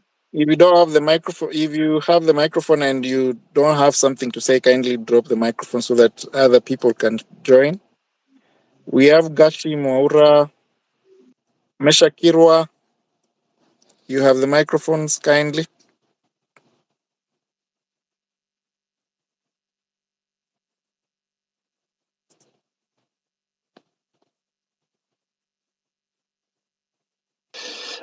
I think I can see PLO is back. His mic had dropped. Yeah, Pielo, thank you for coming back. Hi, can you hear me? If you have the mic, yes, we can hear Yes, you. we can hear you, PLO. Yeah, I was to finish up on my submission, so I don't know where you guys lost me, but I think I just take 2 minutes to finalize on what I was saying. And like I said, identification by police officers, is mandatory, and it only makes the kind of work that they're doing to be as transparent as possible. Because if you have so much to hide, and that only means you have to find dubious ways to try and address exactly what the kind of hidden agenda you have against the protesters. So when you look at again, the standing order number 24 under chapter 31 on the dress code regulation for the National Police Service standing orders, it says, that despite the following instructions, with regard to, the fitting or wearing and even the upkeep of the police uniform and equipment, shall be adhered to at all times. And it gives a list of exactly what police officers should, by all time, have with them. And this includes the badges and of the rank, which shall be affixed, to the shoulder, straps with, wire pins, rings. The bayonet and the scabbard equally shall be worn on the belt, behind the left hip. The belt shall be worn fittingly, tightly around the waist and horizontally. In the police officers in police uniform shall tie, the same through the, retaining straps of the trousers, the cloth badges, with dome fasteners, all those kind of things, even the collar badges. So the identification comes as a package. So if a police officer doesn't have all this save for the police officers in VIP, protection, the internal affairs unit, the DCI, whose mandate actually are even limited not to interfere, with protesters, because only one with ill motives and working in those three of the tripartite of the institution that I've mentioned will have a different motive to interfere with the protesters. So I hope the matters, filed by, LSK on compelling, police officers to be identifying themselves and do away with this kind of plainclothes, dress code, which I think for me is being used to address different agenda, and which is quite different from what police officers are deployed on the streets to do. So with that, I think I'll get it back to you, Manuel, and I'll be listening in to more questions as time unfolds. So I'll just be here. Thank you. Thank you. Sorry, I think I need to recognize the presence of Steve. He's a co-convener, Public Interest Litigation Committee of the Law Society of Kenya. Council member Steve, welcome. I can see Wakil Ndegwa and several other advocates listed up. Perhaps if we can take several other questions. Mr. Nyakwama Hamisi Dennis, if you can actually raise your questions, and then we can have Livingston, and then Justice. If you have the microphones. Yes, good evening. Good evening, kindly proceed. Yes, I'm raising a concern about Kakamega. We have had a plan of mechanics who have been paid to go and counter the protesters, the peaceful protesters tomorrow. So I don't know how it can be managed from the other side. Thank you.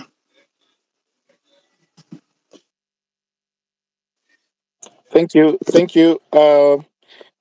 It's important to state that the mandate of the Law Society is limited to violations of the rights of individuals who exercise their rights under Article 37.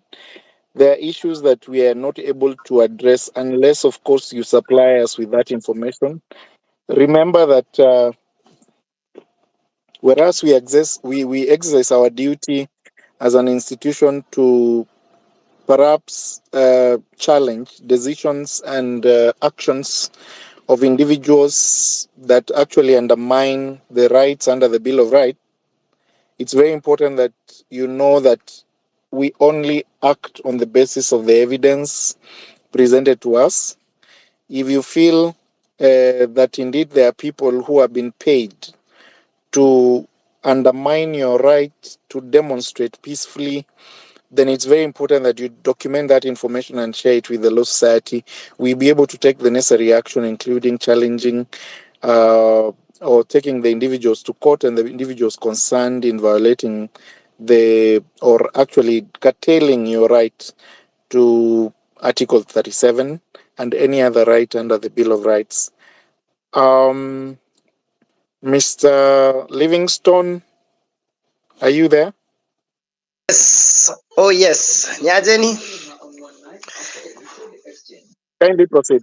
Oh, so mine is just I'm directing my question to our LSK president about this.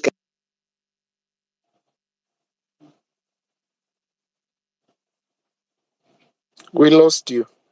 Are you there?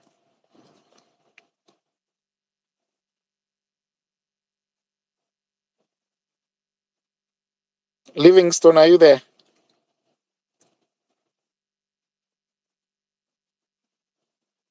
Justice, kindly take over the microphone even as we wait for Livingston. Justice Okumu.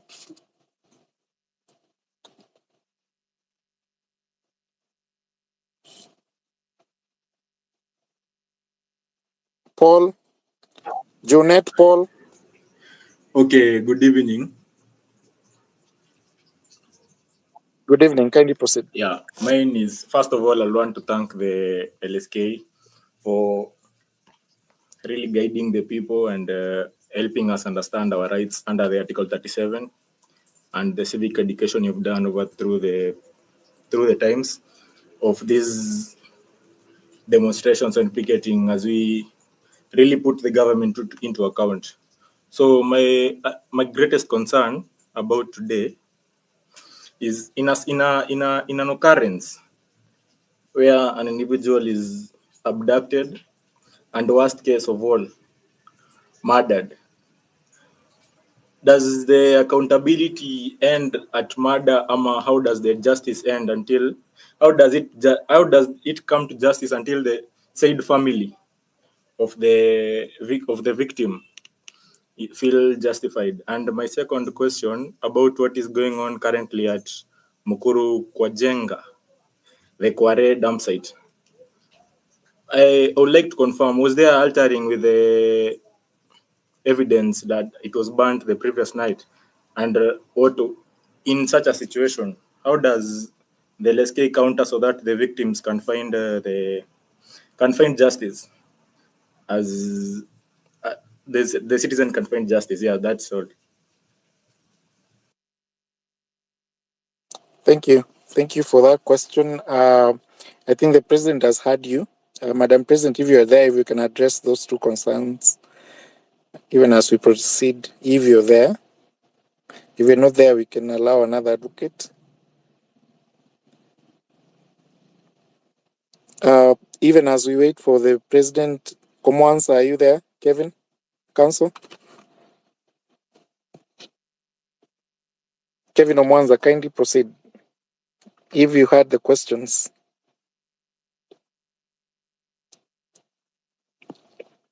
PLO? PLO, are you there? Komwansa, proceed. Yes, I if you could come just on, ask him to repeat the question kindly. I think he asked two questions about the abductions and murder. Does it end at murder? Does the process end at murder? And what is supposed to be done after a person is found to have been murdered? He also asked a question about quarry dams, the quarry dam site, and the burning of the crime scene, and what is supposed to be done. Those were the two questions, Kevin. Well, first to the first question, if he calls it murder, of course we have the penal code, and the penal code, of course, provides for the penal consequences for an act of murder. It's a capital offense. If investigations are done and the officers who are involved are found, then the law will take its course. But then again, I get the where he is coming from, because he's asking this question in the context of the protests that are ongoing and the abductions, and of course when somebody is abducted in such a nature and killed, it complicates the whole thing, because then it's difficult even to identify the perpetrator, because some of the perpetrators are in uniform. It's a special kind of a crime, but still, if there is there is goodwill from the security agencies and they decide to investigate and the officers are found, then it will be treated as any murder. You remember the Willy Kimani case, when the officers were implicated in the murder of Advocate Willy Kimani and the other people who were in the taxi with him. The officers were prosecuted and they were convicted and they were sentenced. Now, the same applies to abductions. Now, to the second part of your question, what happens to Mukuru kwa Njenga now that they have banned the crime scene?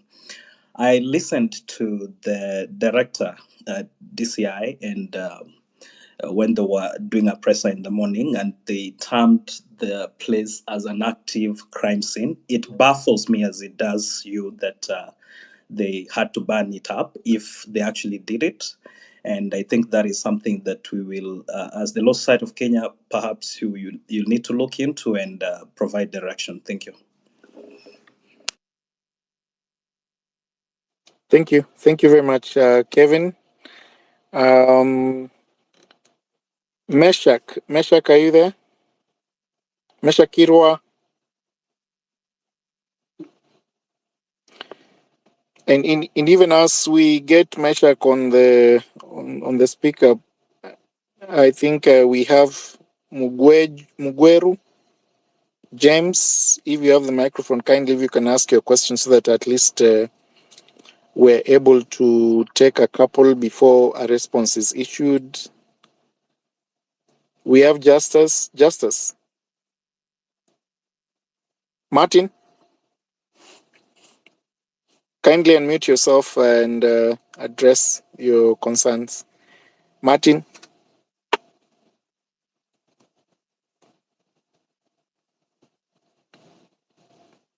There have been allegations about banning the crime scene at Quarry, and I think as the president indicated earlier, Of course, we are following up the process keenly. And even as Kevin has answered the question of murder, as to whether the process ends at murder, it doesn't end there. If you committed the offense of murders, as Kevin has indicated, it's a capital offense. We have to follow it up to the end to ensure that the people who committed those offenses are brought to book. Of course, there's the narrative that has been presented by the DCI. And of course, if they are in control as they purport, we expect that they need to give a report as to what happened and when it happened, and perhaps investigate, because they have capacity, resources to investigate and report to the members of the public as to what transpired and how those bodies were found there, and whether they are victims of the demonstrations or they are victims of a serial killer, as they actually indicated. So, what it means to say that the place is it's a crime scene, it means that they are still investigating and they are fact finding. It's important to note that they have that duty, and sometimes it's very difficult, us as the law society, to interfere with an investigative process. It is their mandate, but we have a duty to hold them responsible and accountable in the information that they actually share to the public. And so we'll continue to find out and continue to record the bodies being discovered and profile them in terms of ensuring that justice is met, in terms of the families of the deceased person getting closure in terms of facts as to what transpired and how these people's lives were taken away. Junet, are you there? Jaunet, Paul. Hello, Still here. you can hear me? Okay. Yes, please. Yeah, I'm still here. So, considering there is a point I want clarification. Considering how the abductions happen and there is no one who is taken to any police station, and there is no recording of the arrest and everything. It just happens chini ya maji with the rogue cops who, as PLO mentioned, they have no name tags, no uniform, so you can't even be sure if they are cops or not. Is it some kind of hard to follow up on who did what, why, and how? Yeah, thank you for that question. We can take one more. Evans, can you hear me? Or Martin? Kindly, if you don't intend to speak, it's always important to switch off Hello? your microphone. Yes. Okay, thank you very much. Actually, it's interesting that my question was just asked by the person, by Janet, who just spoke.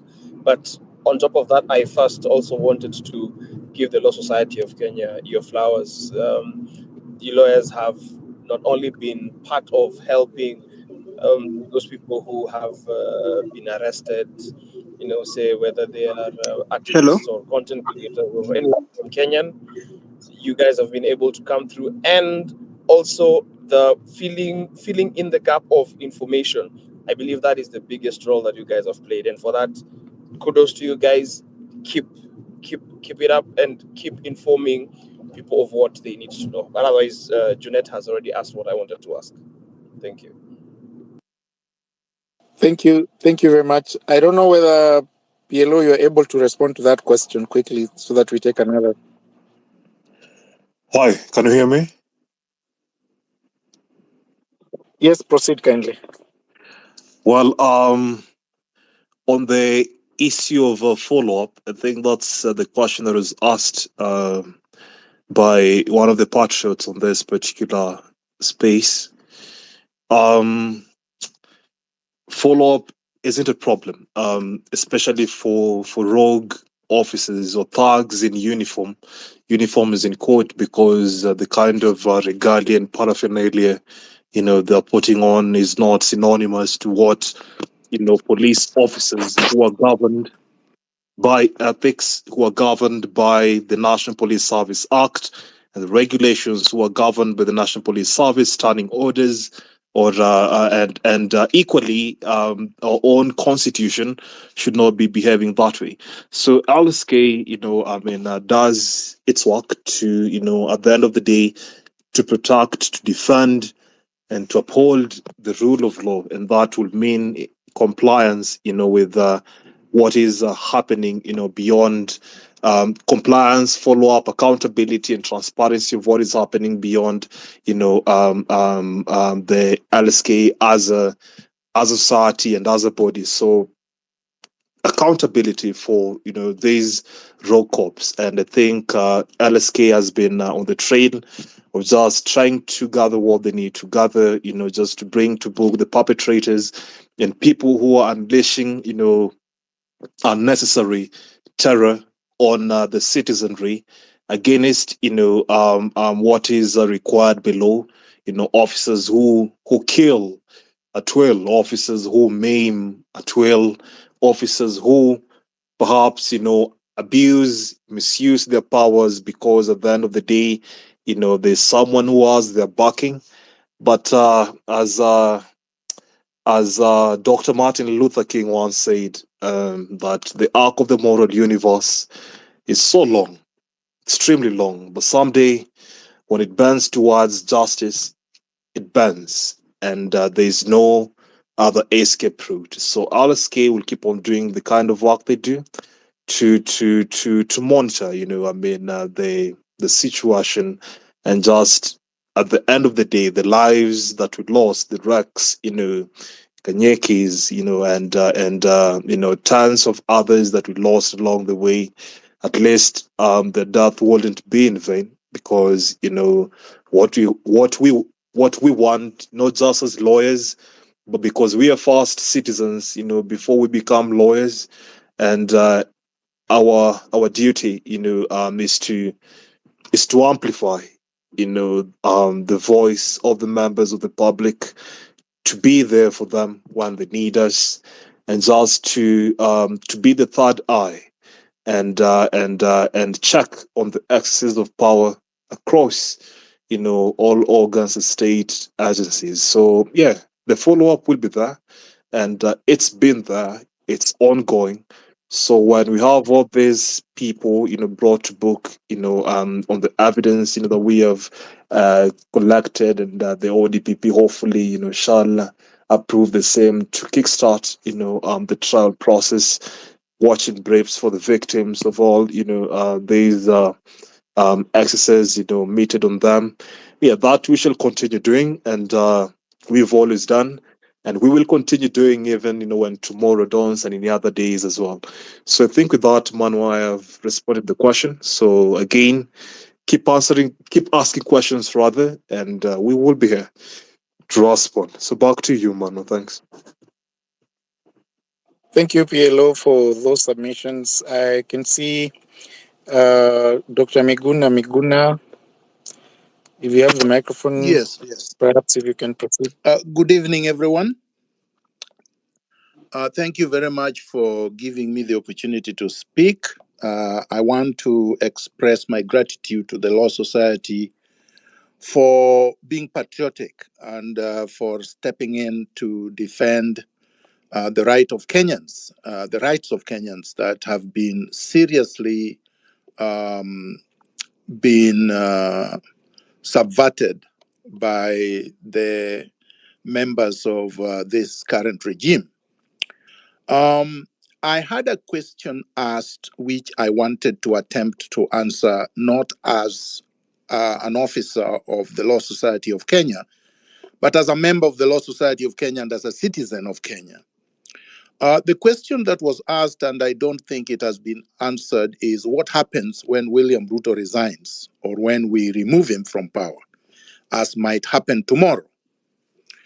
I believe that this is more of a political question than a legal question, but I'll answer both ways. First, I've often said, and many people have, and I can see NATO is in the body of the listening, we maintain that the citizens of Kenya have full rights under Article 1(1) of the Constitution to take their sovereign power in their hands and exercise it in accordance with this Constitution by stating to William Samoei Ruto that due to the numerous issues that have arisen, issues of tyranny, issues of abductions, issues of looting, issues of failure to listen to the country, proceeding to order his troops to pass the Finance Bill 2024 that had been widely rejected by the country. They no longer have confidence in his leadership. They have essentially voted with their feet and have impeached him in the popular cathedral, which is the streets of the Republic of Kenya. Having done that, under Article 146 of the Constitution, which says that the office of the president shall become vacant if the holder of the office, A, dies, B, resigns in writing address to the Speaker of the National Assembly, or otherwise ceases to hold office under Article 144 or Article 145, or under any other provision of this Constitution. Which means that under Article 146C, the people can withdraw their support that they gave, the power that they donated to the president under Article 1, and can decide to exercise it directly. Once they do that, I submit, and I've suggested this elsewhere, that because the people have also expressed their dissatisfaction in the manner in which the National Assembly conducted itself on June 25th, and therefore rendered its judgment against the Speaker and members of that assembly, plus even the Senate, because of the passage of the conflicts of interest bill, the people may decide through a consensus to nominate the Chief Justice of the Republic of Kenya to sit over a transitional process which would constitute or reconstitute the IBC and conduct fresh elections, and or do any other thing that the people deem fit. That is my suggestion. Thank you.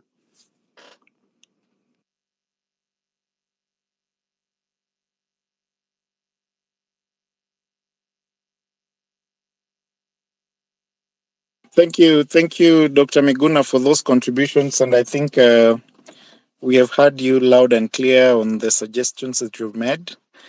At this juncture, Abdurrahim, you have the microphone. Thank you so much. My name is Abdurrahman. I am in Mombasa. I want to thank first of all the Law Society of Kenya for the role they have played in this struggle, for standing up for the citizens that were wrongly accused and arrested and those that were abducted. Sometimes this journey can be so scary and lonely, but with your support and your comradeship, it becomes easy and fascinating. My question, I'm seeking a legal opinion concerning citizens' arrest. The question of infiltration by goons and state-sponsored attackers that could infiltrate peaceful protests, as we are planning to protest tomorrow in the streets of Mombasa. We have organized ourselves into groups, especially for males, that are going to be notifying and identifying errant looters and people snatching probably smartphones and handbags from mostly females and members of the public, and destroying property in the streets of Mombasa City.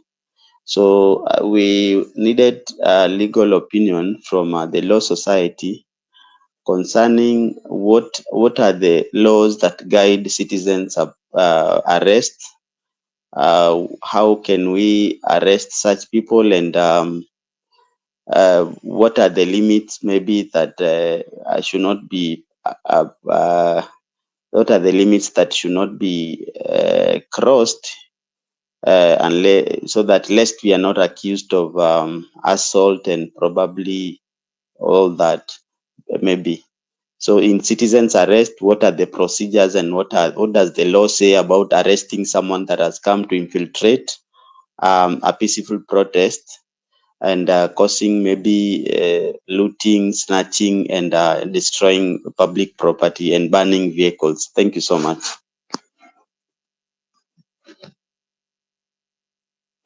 Thank you for your question. We can take one more, Dio.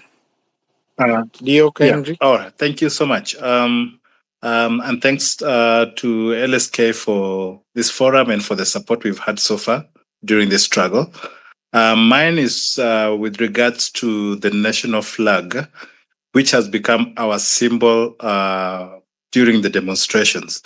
And I just want to know, what are my limitations of using the flag? I bought one, and am I legally allowed to hang it, say, on my window or somewhere in the house, or where am I limited so that I don't also break the law while I use the flag during my the process of demonstrating also? Thank you. Thank you very much. I think we have KD. Yeah, I'm here. How you guys doing? We're I'm fine. just Can we thankful. proceed? Thank you for everything. Thank you, LSK. Thank you, Madam President.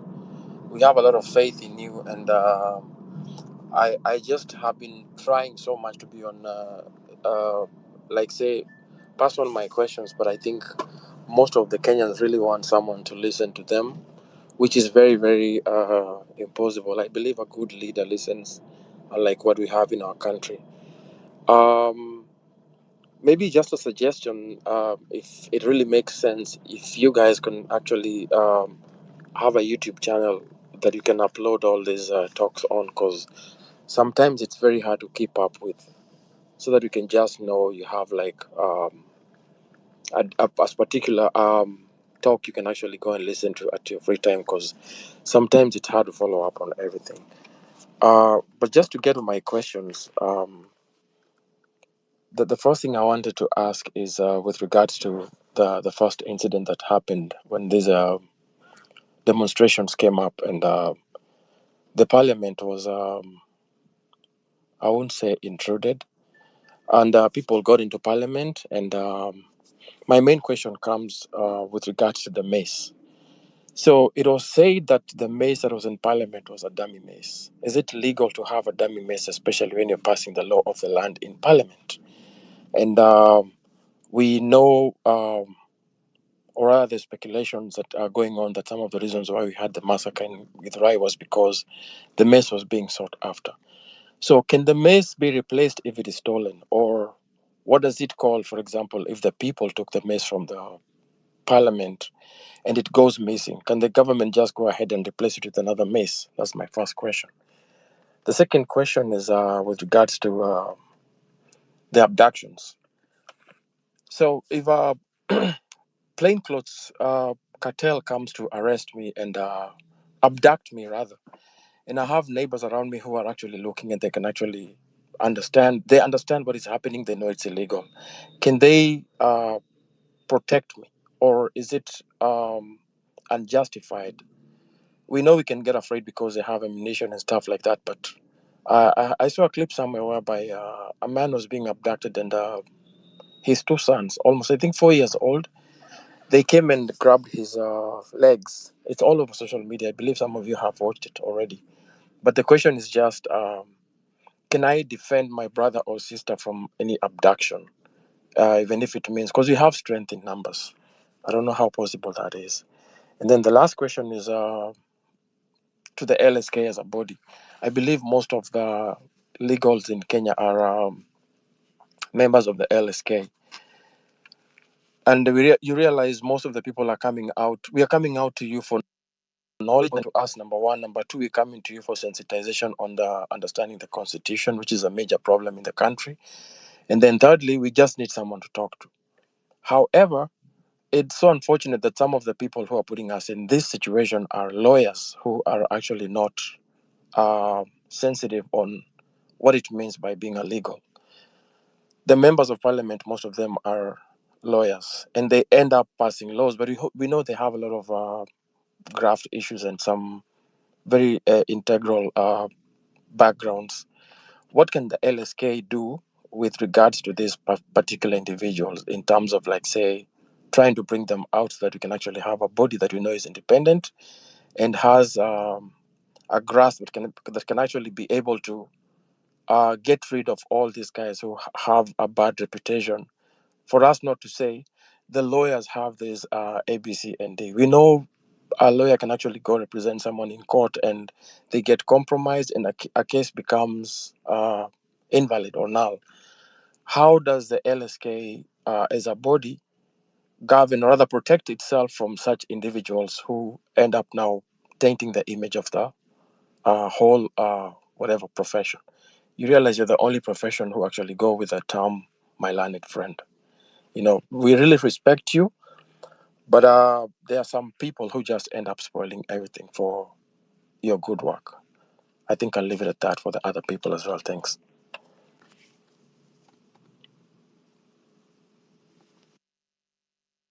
Thank you. Thank you for those questions and contributions.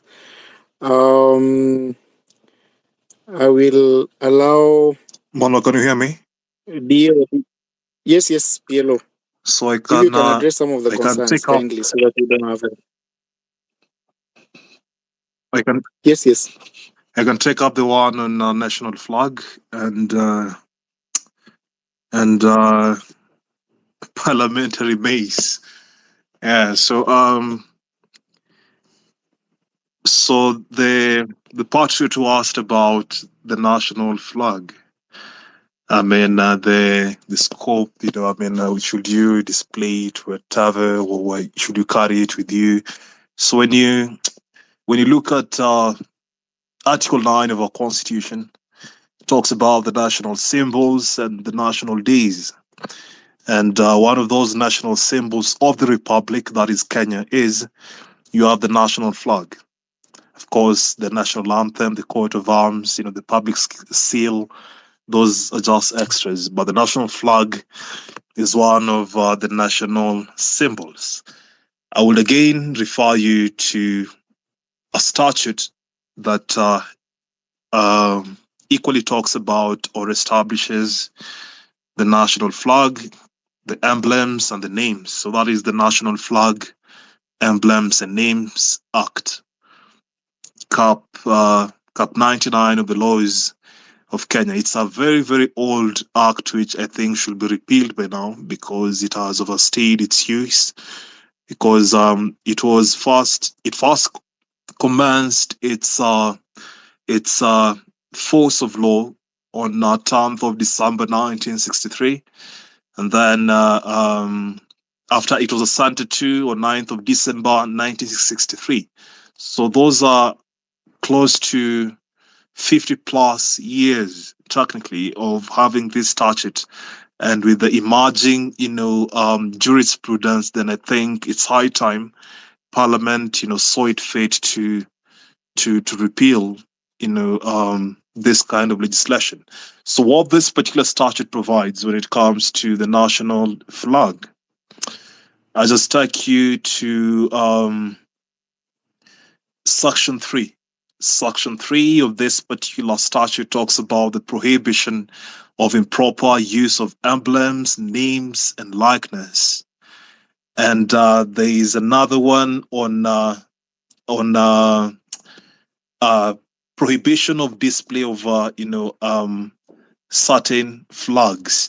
So the wording of this section 5 of this particular statute is that no person shall display at any place or on any premises any flag or banner, or even permit any flag or banner to be so displayed, being in either case a flag or banner other than a specified emblem which is reputed to belong or is held out by any authority as belonging to the territory of Kenya or of any particular part thereof other than the area of a local authority. And then it goes ahead to talk about that any person who contravenes this particular subsection 1 under section 5 shall be guilty of an offence and liable to fine not exceeding 5,000 shillings or to imprisonment for a term not exceeding 6 months or to both such fine and such imprisonment.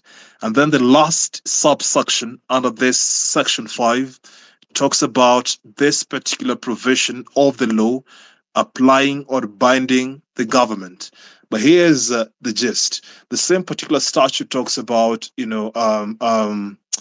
display of flying of national flag on a motor vehicle, and as it currently provides, it talks about the president, the deputy president, the chief, justice, the cabinet secretaries, the speaker of the National Assembly, speaker of the Senate, all those kind of people.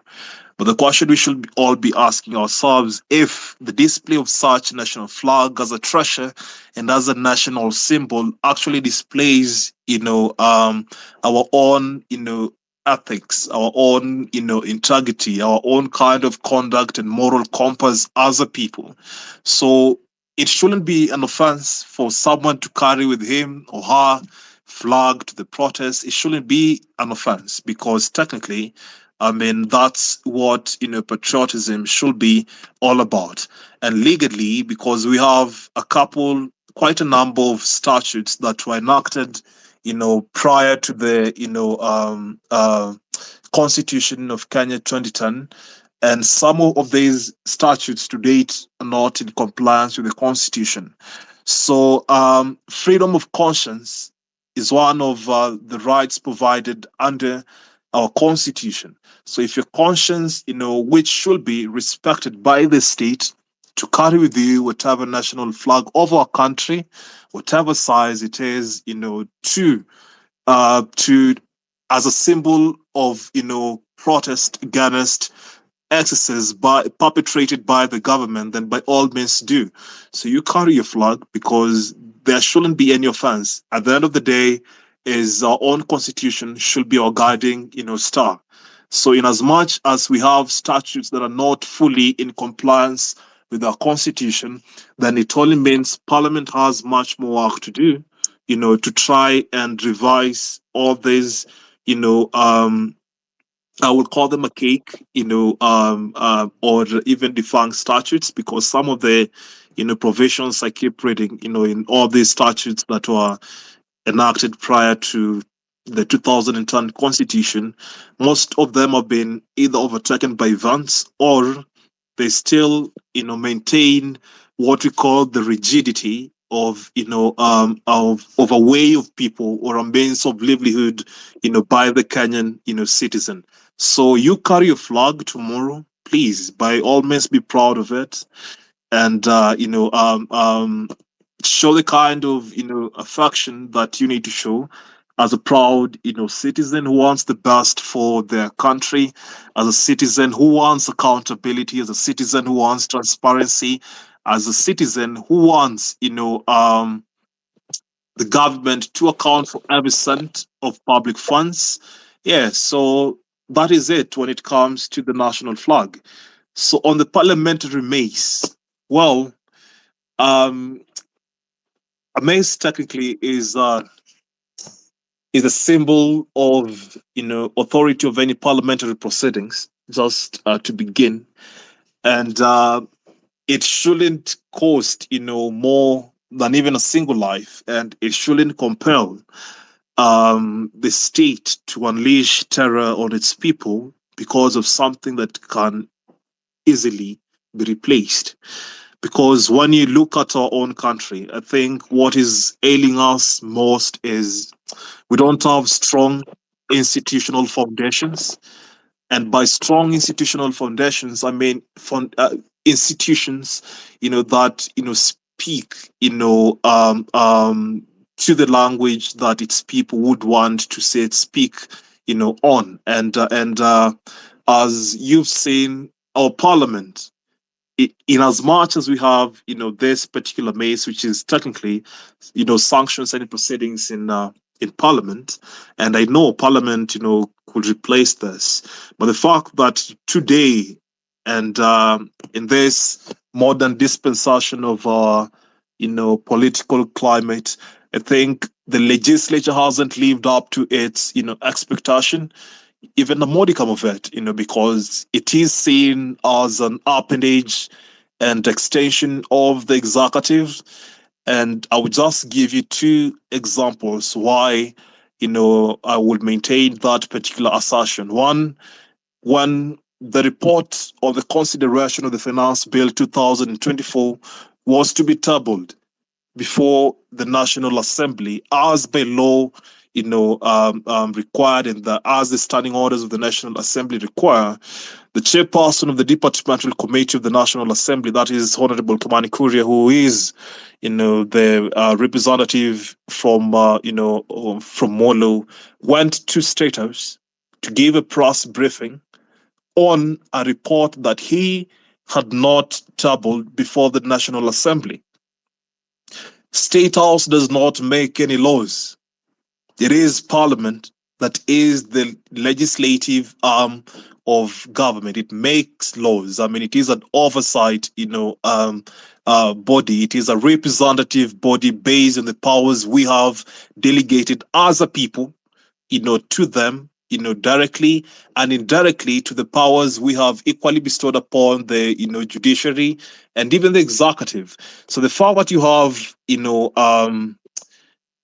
a legislator technically giving a press briefing, apparently based on the concessions of, a bill that was still subsisting before the National Assembly, tells you all you need to know.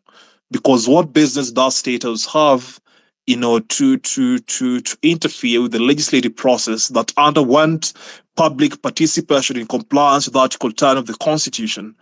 And what then does it say about the credibility of the report for the consideration by the Departmental Committee on Finance and National Planning when it comes to the authenticity of the contents thereon?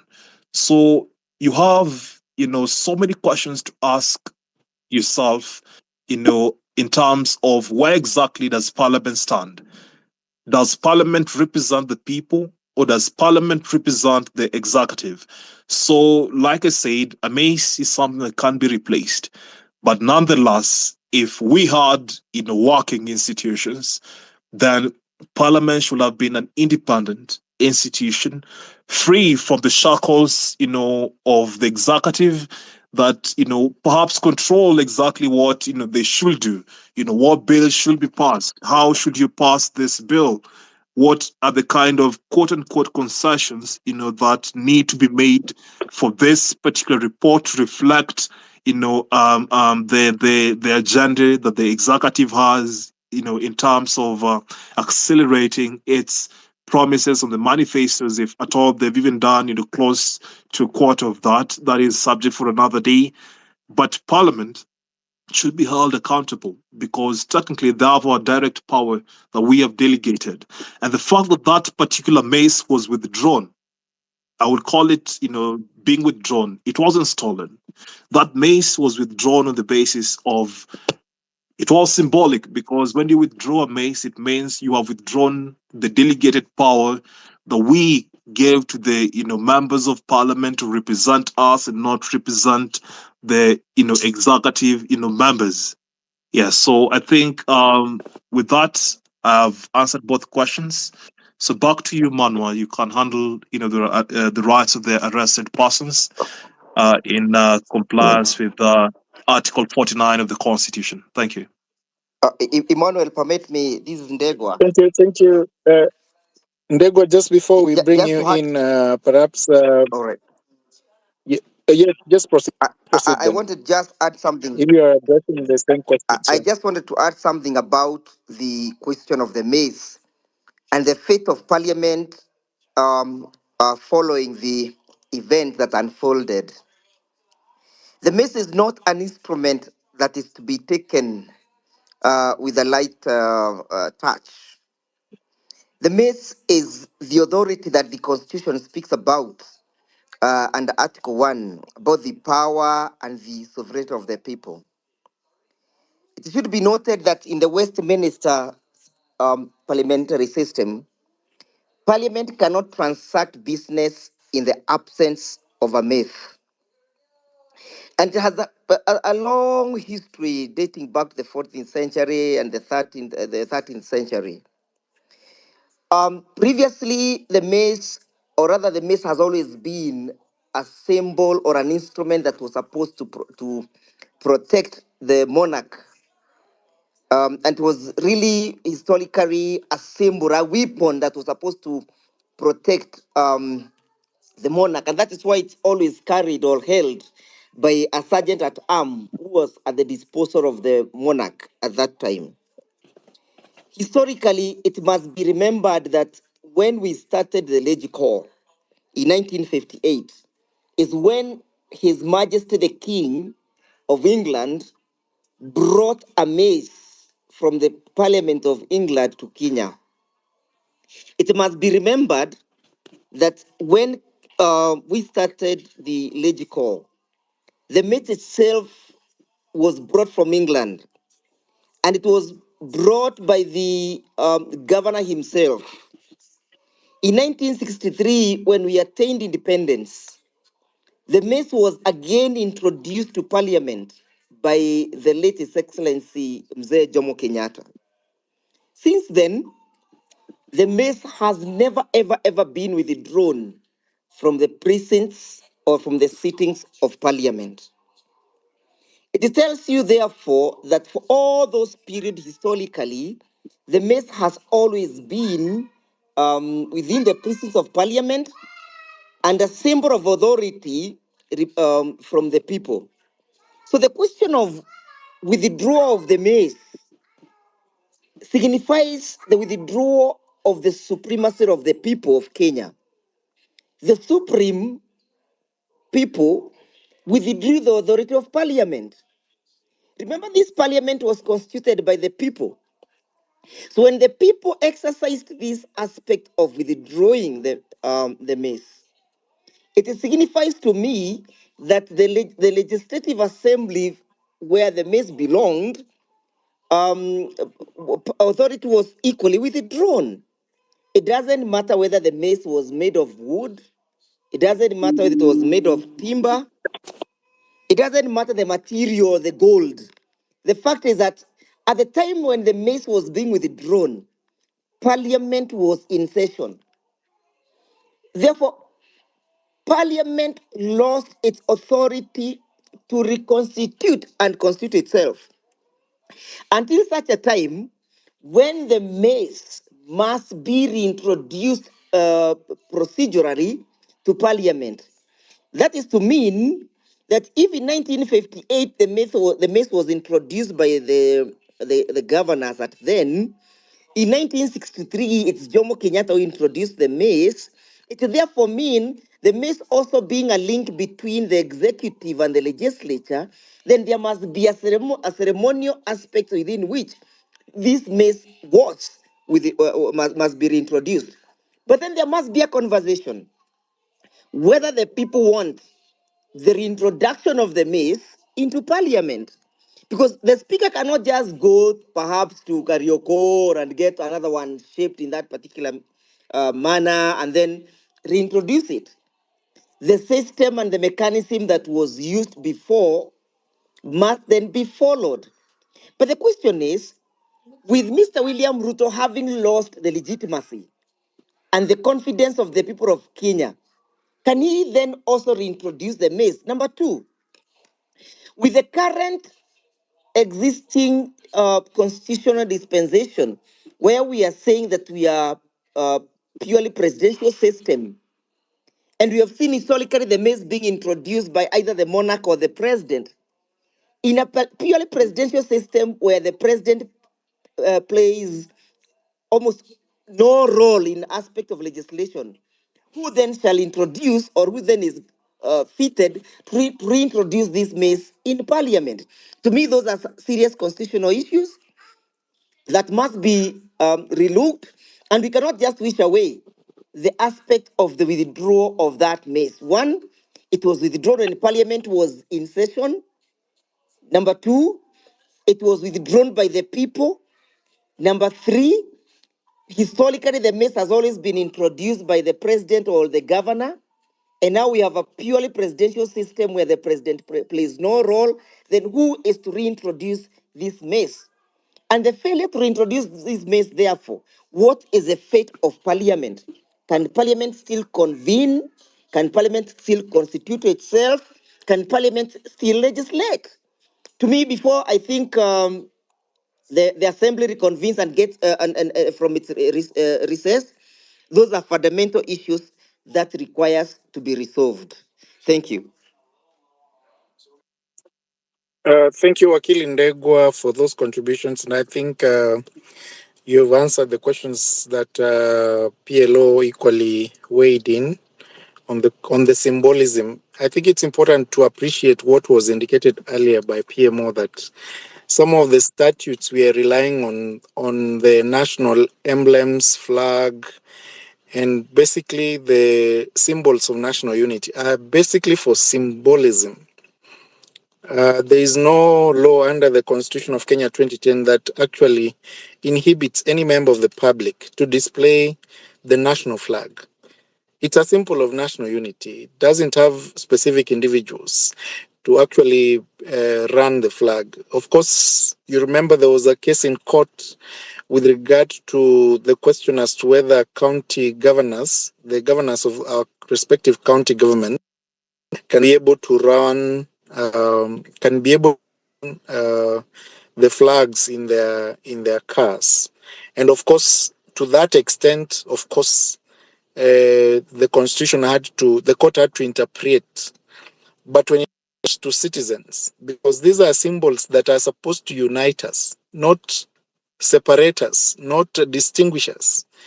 Running with your flag, or rather any other national emblem, it's a constitutional right.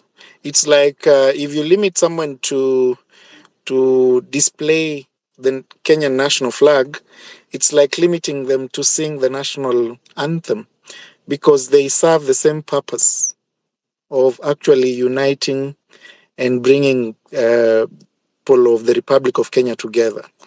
I will invite Ochel Dudley to address the question of the citizen arrest, and I think that question has not been addressed.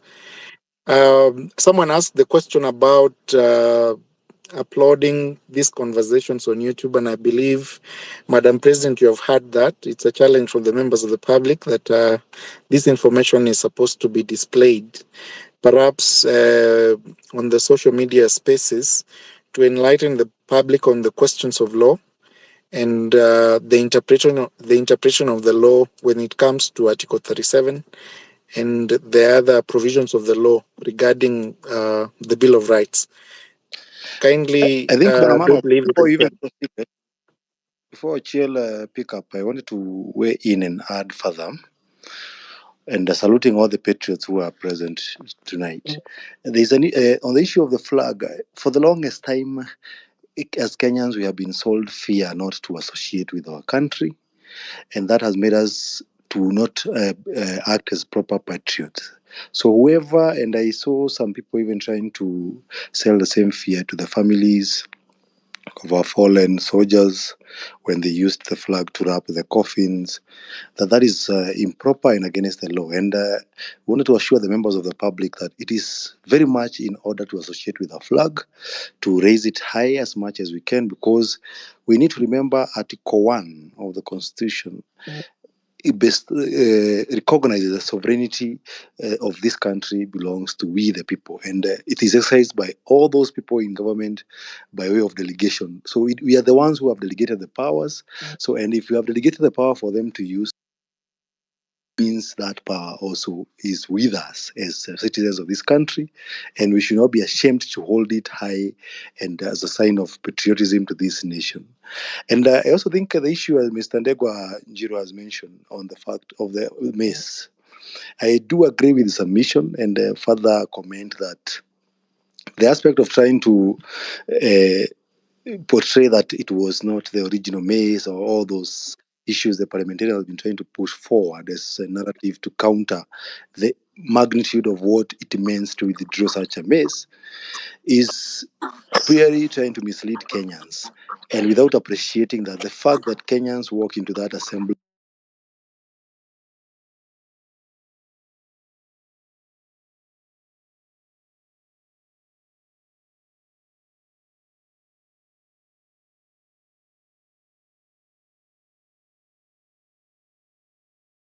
and call in Mr. Dudley Ochiel to also further comment on the issue of arrested persons. Thank you. Thank you, Steve. Thank you, Steve. Dudley, are you there? Thank you, Madam President. Manua, if you could kindly repeat the question.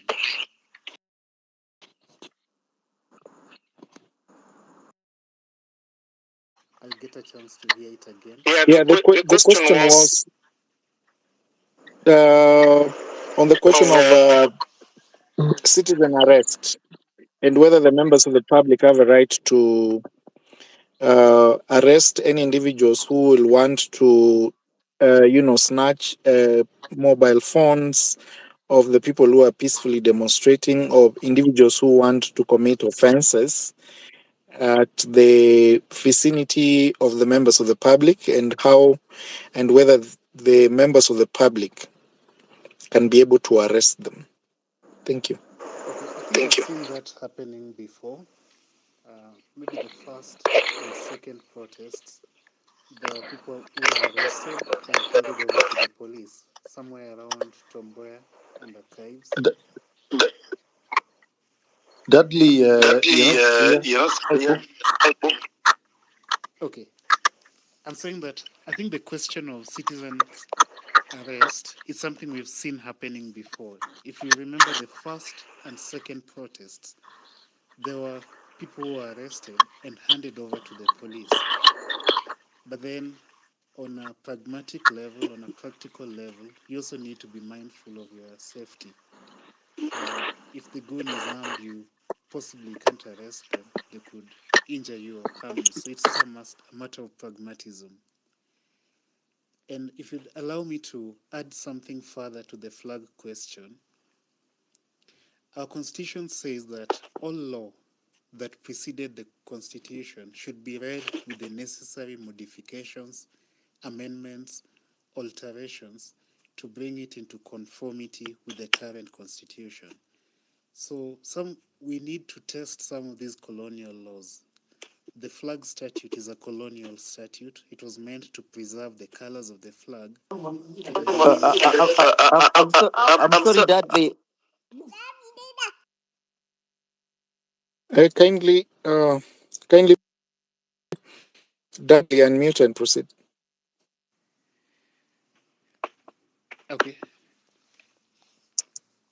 I was saying that on the flag question, the Flag Act is a colonial statute.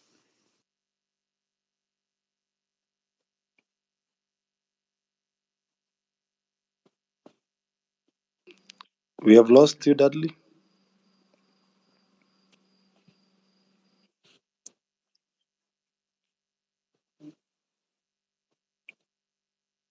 Dudley, are you there? Kindly. He's muted. Unmute and speak up. Okay. Uh, You can pick some other speaker. Wallo, kindly, you can, as we wait for Dudley's microphone. Wallo, if you can address your question, you have the microphone. If Wallo is not there, Morara. Oh, Wallo, kindly proceed. I can see your hand. Kindly unmute and proceed.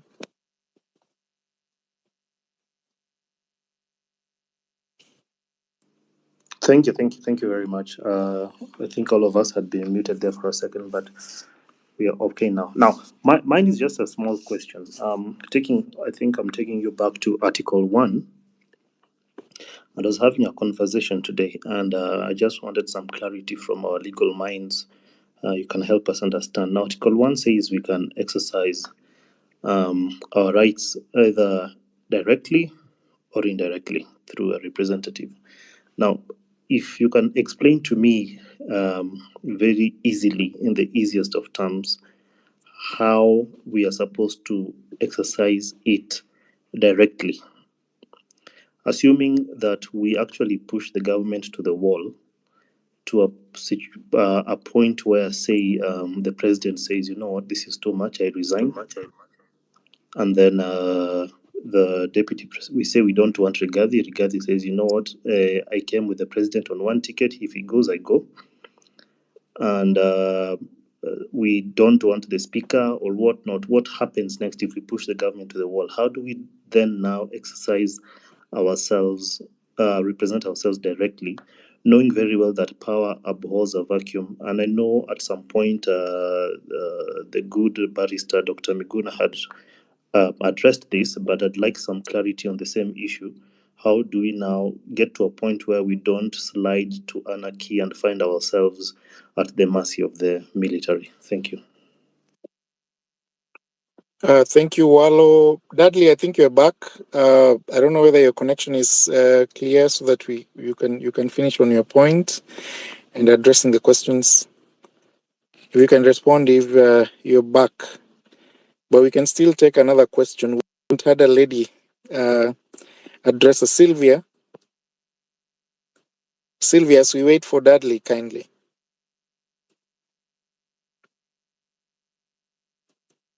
Sylvia, you have the microphone. Good evening, everyone. Hello. Hello, good Yes, good evening. evening. Good evening. Yeah, I just have one question about what happened today and the propaganda that the government threw at us about that guy who is being accused of, he admitted of killing all those people.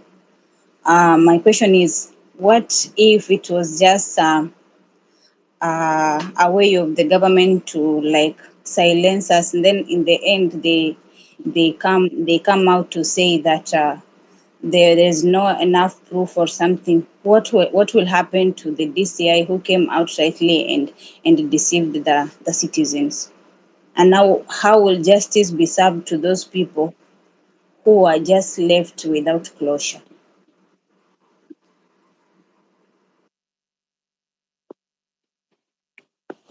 Thank you. Thank you for your question, Sylvia. First, I think even as we wait for the advocates on this forum to address that question, let me first say that the government has a duty, and the security agencies particularly have a duty to ensure that they investigate and prefer prosecution to the DPP for purposes of actually instituting proceedings against individuals who have been identified to have committed the same offenses. And so, of course, the reason why we are monitoring this process is because we want utmost transparency as the Law Society of Kenya. We'll be following up on the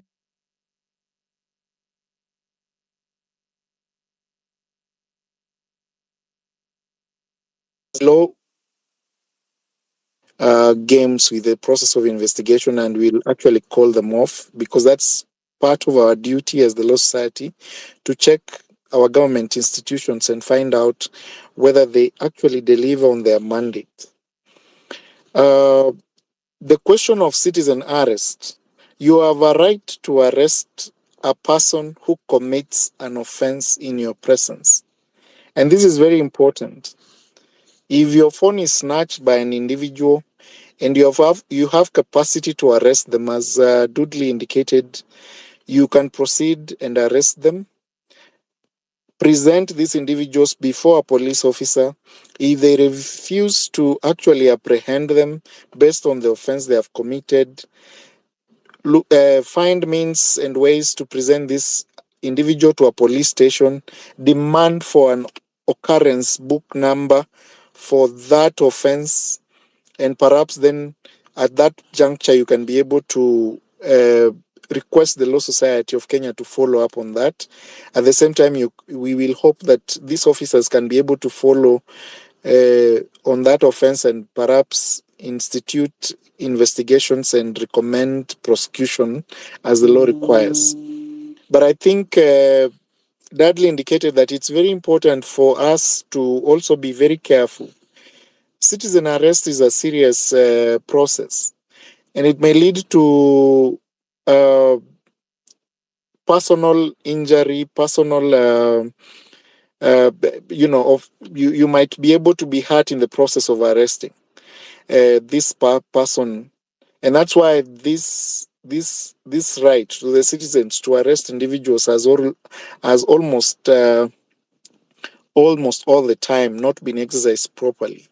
So it's very important that at least when you are conducting this citizen arrest, you ensure that you record these occurrences. You are able to substantiate the offense that these individuals undertook. And at the same time, the more witnesses you are, the better, because an offense is an offense. And whereas you have that right, you are taking up the duties of the investigative agencies, and you're attempting to actually ensure that individuals take up responsibility for the offenses they do. And so be very careful even as you do it, because at the end of the day, nobody wants any casualties as a result of the process. If there are police officers within your vicinity, identify the people violating those rights or committing those offenses, and draw those police officers to those offenses. Ensure that you get identity of those police officers, so that when they refuse to take action, you're able to say, we reported to a police officer within the vicinity of the occurrence of the offense, but they refused to take action, and for that reason we feel that they undermined our right to apprehend a person who committed an offense. I can allow several other speakers to come in. Engineer AM, you've been having the microphone for some time. I don't know whether you have something to say. We have James. James, can you hear me? Yes, I can hear you loud and clear. Kindly, if you can proceed in a minute or two and address your concerns. Okay, I have like 3 to 4 questions. The first is there are so many bills that has been passed, e.g. on health bills and agriculture bills that are exposing our economics and health as people. How are we going to do about that in order to return our nation into normalcy? Second question, how can we hasten the process of restoring our country since everything is not working as we still demonstrate? Another question, can I fly the national flag in my car? Then there is another question, what steps has LSK taken regarding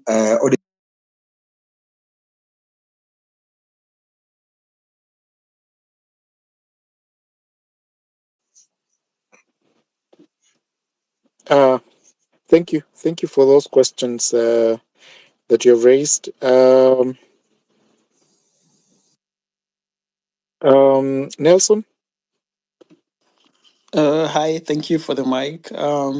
I just have one question. So I know some of you are aware that I exposed the PPP on JKIA, and it's shredded with a lot of secrecy. And I just wanted to ask the lawyers to explain to us the PPP Act and what Murkomen and Kositani and his team did. Is it legal what they did?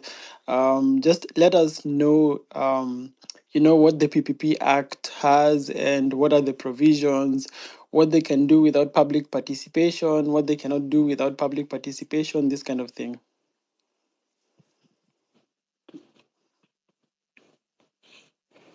Thank you. Thank you very much. PLO, are you there? Kindly, if you can pick some of those questions that have been addressed to us. Hi, can you hear me?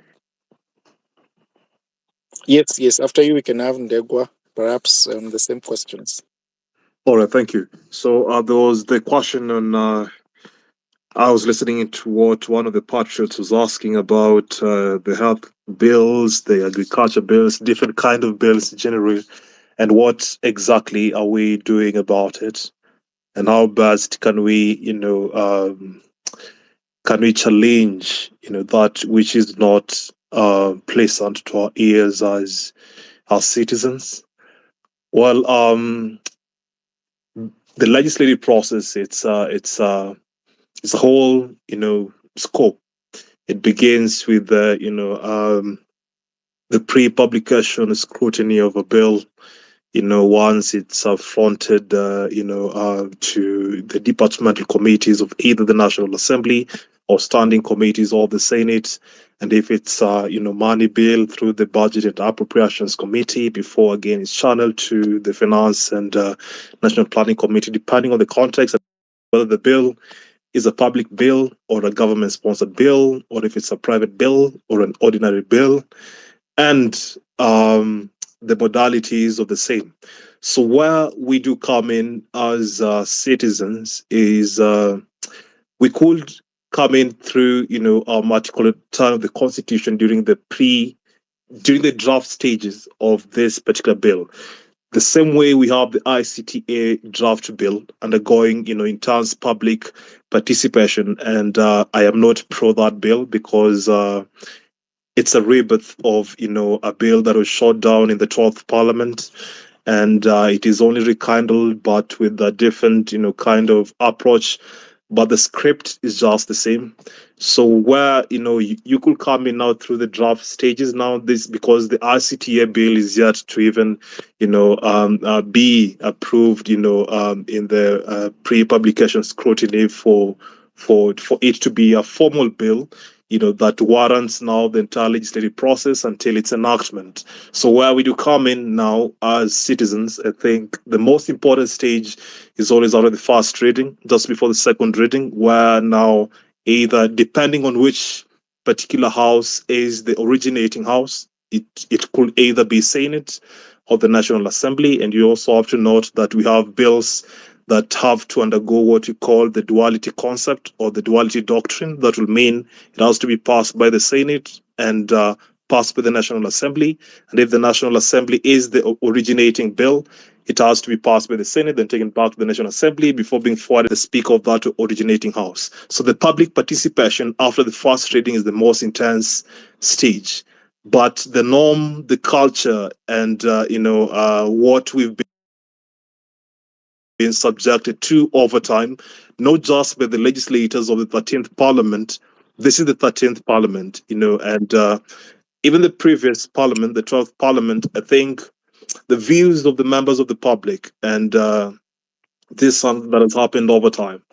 By the time the respective committee of parliament chooses to sit down and try and analyze all this input given by different stakeholders, then most of these, input given by the members of the public are never considered. So what you do now, if Parliament proceeds to pass that bill, after the second reading, read the second time division stage, voted to go to the Committee of the Whole House, the report of the Committee of the Whole House tabled before the entire, committee of the entire setup of Parliament. That's the committee now of the whole, and then taken to the third reading.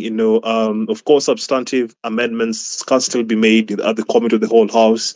And the third reading, not much, substantive amendments, save for, either the, schedules or just rearrangement of how clauses are, and then taken to the president. So we can challenge, a bill that is not really pro people, after its enactment by, the president. And sometimes you'd find that a bill takes, the commencement date of any bill into law differs depending on, the subject matters. So that those bills that have been challenged, after, enactment, by the president or after being asserted into law, because they disregarded the public participation stage of the first reading and even during the pre-publication, scrutiny. And tomorrow around, 7:30 or so, Mzalendo Trust, will be hosting the civic education, but on bills, technically the legislative process, the bills, that are of utmost, perhaps, importance to us, like the conflict of interest bill, which was passed by the Senate with, raft of very, for lack of a better word, silly and inconsiderate amendments to allow legislators to do business with government and even their wives and the extended, concubines, if any, to do exactly that which the law prohibits them to do. But because of lack of accountability, because of lack of compliance with Chapter 6 of the Constitution, what legislators are doing, they're disregarding, exactly what is happening. Because when it is time, quote unquote, to eat, all of them gather together. And it doesn't matter whether you're in the opposition or you're in the ruling party. But when it comes to such amendments, best believe they will always lock heads and, lock horns and whatever it is to ensure such amendments passes. So Mzalendo Trust tomorrow still on space. I'll be one of the panelists. So just trying to talk about those particular bills and even the legislative process, what should be done at what stage and what have you. So today I won't spend much time on this, but that's basically the framework and the overview of where does our voice matter more when it comes to the legislative process. Thank you.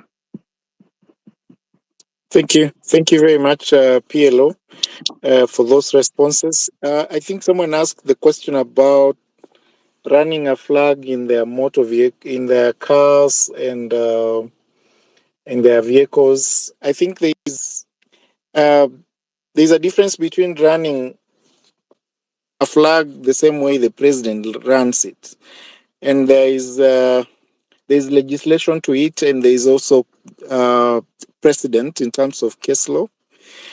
And I don't think it's possible for you to run a flag that way. But generally, carrying the and using it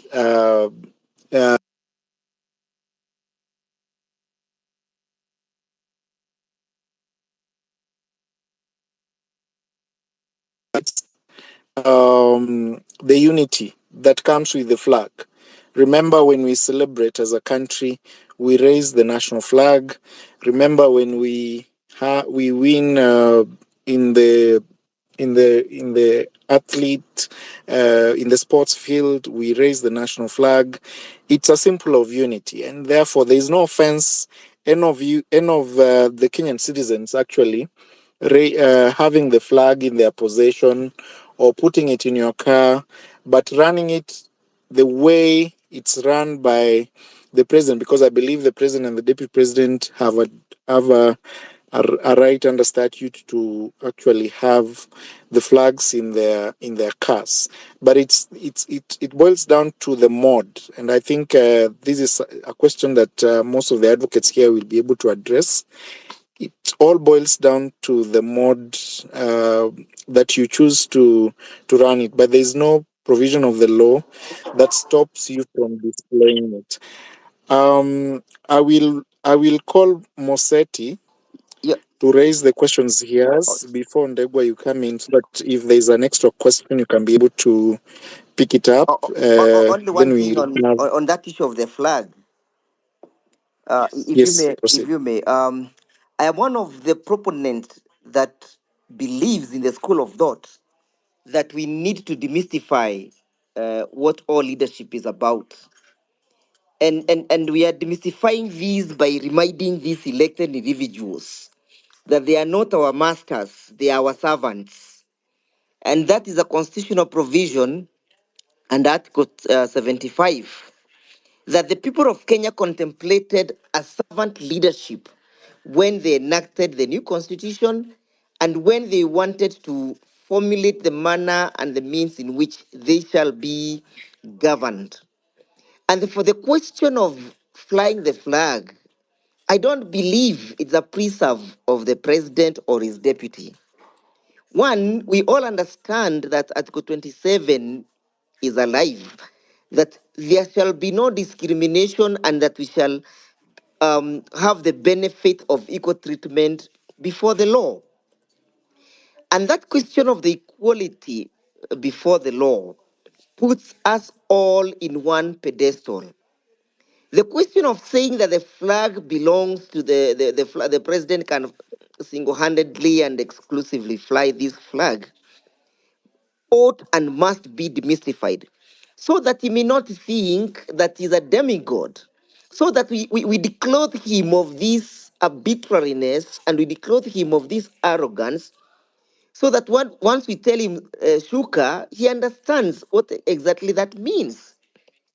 So in my view, flying the flag ought not be an offense, as Dudley indicated, that all laws before the enforcement, before the effective date shall be applied with the necessary modification, alterations, and adaptations, so as to bring them into conformity with the new dispensation.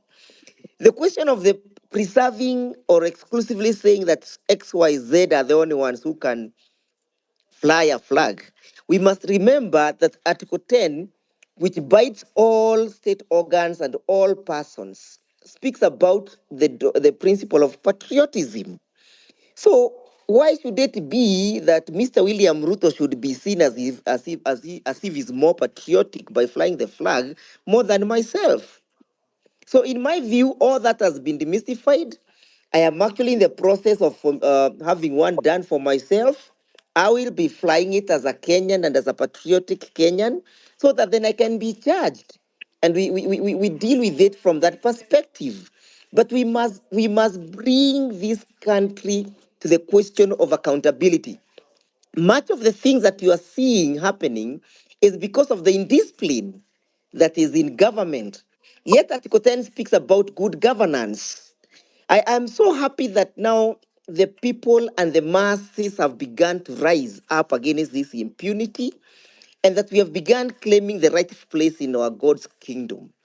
And that the fullness of time, all these draconian laws and draconian habits, because some of them are habits that were borrowed from Mzungu, must be brought to a still. They must be buried.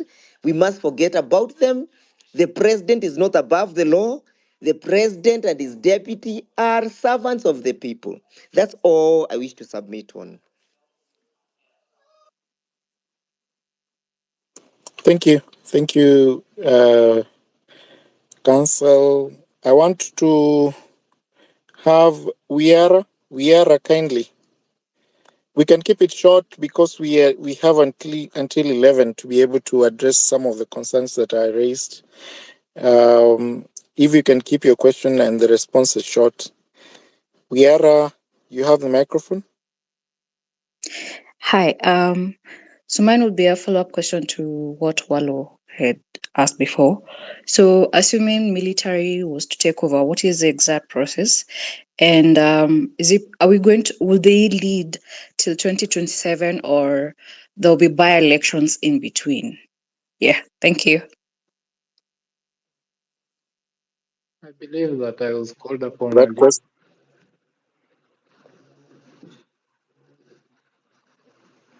Sorry? No, I was just speaking to Mano. I believe that I was called upon earlier to make my submission. So, Your network is not as good. I guess so. I was saying that I believe I was called upon earlier to make my submission. I believe it is all right if I can go right. Kindly proceed. All right. There's been talk of the mess, and some gentleman made a long treatise about the history of the mess. I believe that is something we need to dissociate ourselves from, because it is a symbol of colonialism, and I'm not sure that is the kind of heritage you want to move ahead with. I have a question. This is a subject that has also been addressed earlier, but I believe that we need to talk more about it, regarding justice for the victims who died during Maandamano. I mean, there's been talk of the officers who shot people, being brought to book. But what is the Law Society of Kenya doing to, to have these victims at least recognized, one, and to compensated? I mean, we need. I believe that in some of the mature democracies, when a citizen is harmed by government, or by the the representatives of government, in this case the police, uh, uh, they can take the city to court, they can take the police department to court, and then they get some compensation, be it monetary, be it recognition, but at least those families of those people, they need to be individually compensated for losing their lives, for getting hurt, and all of those. I'd like that to be answered.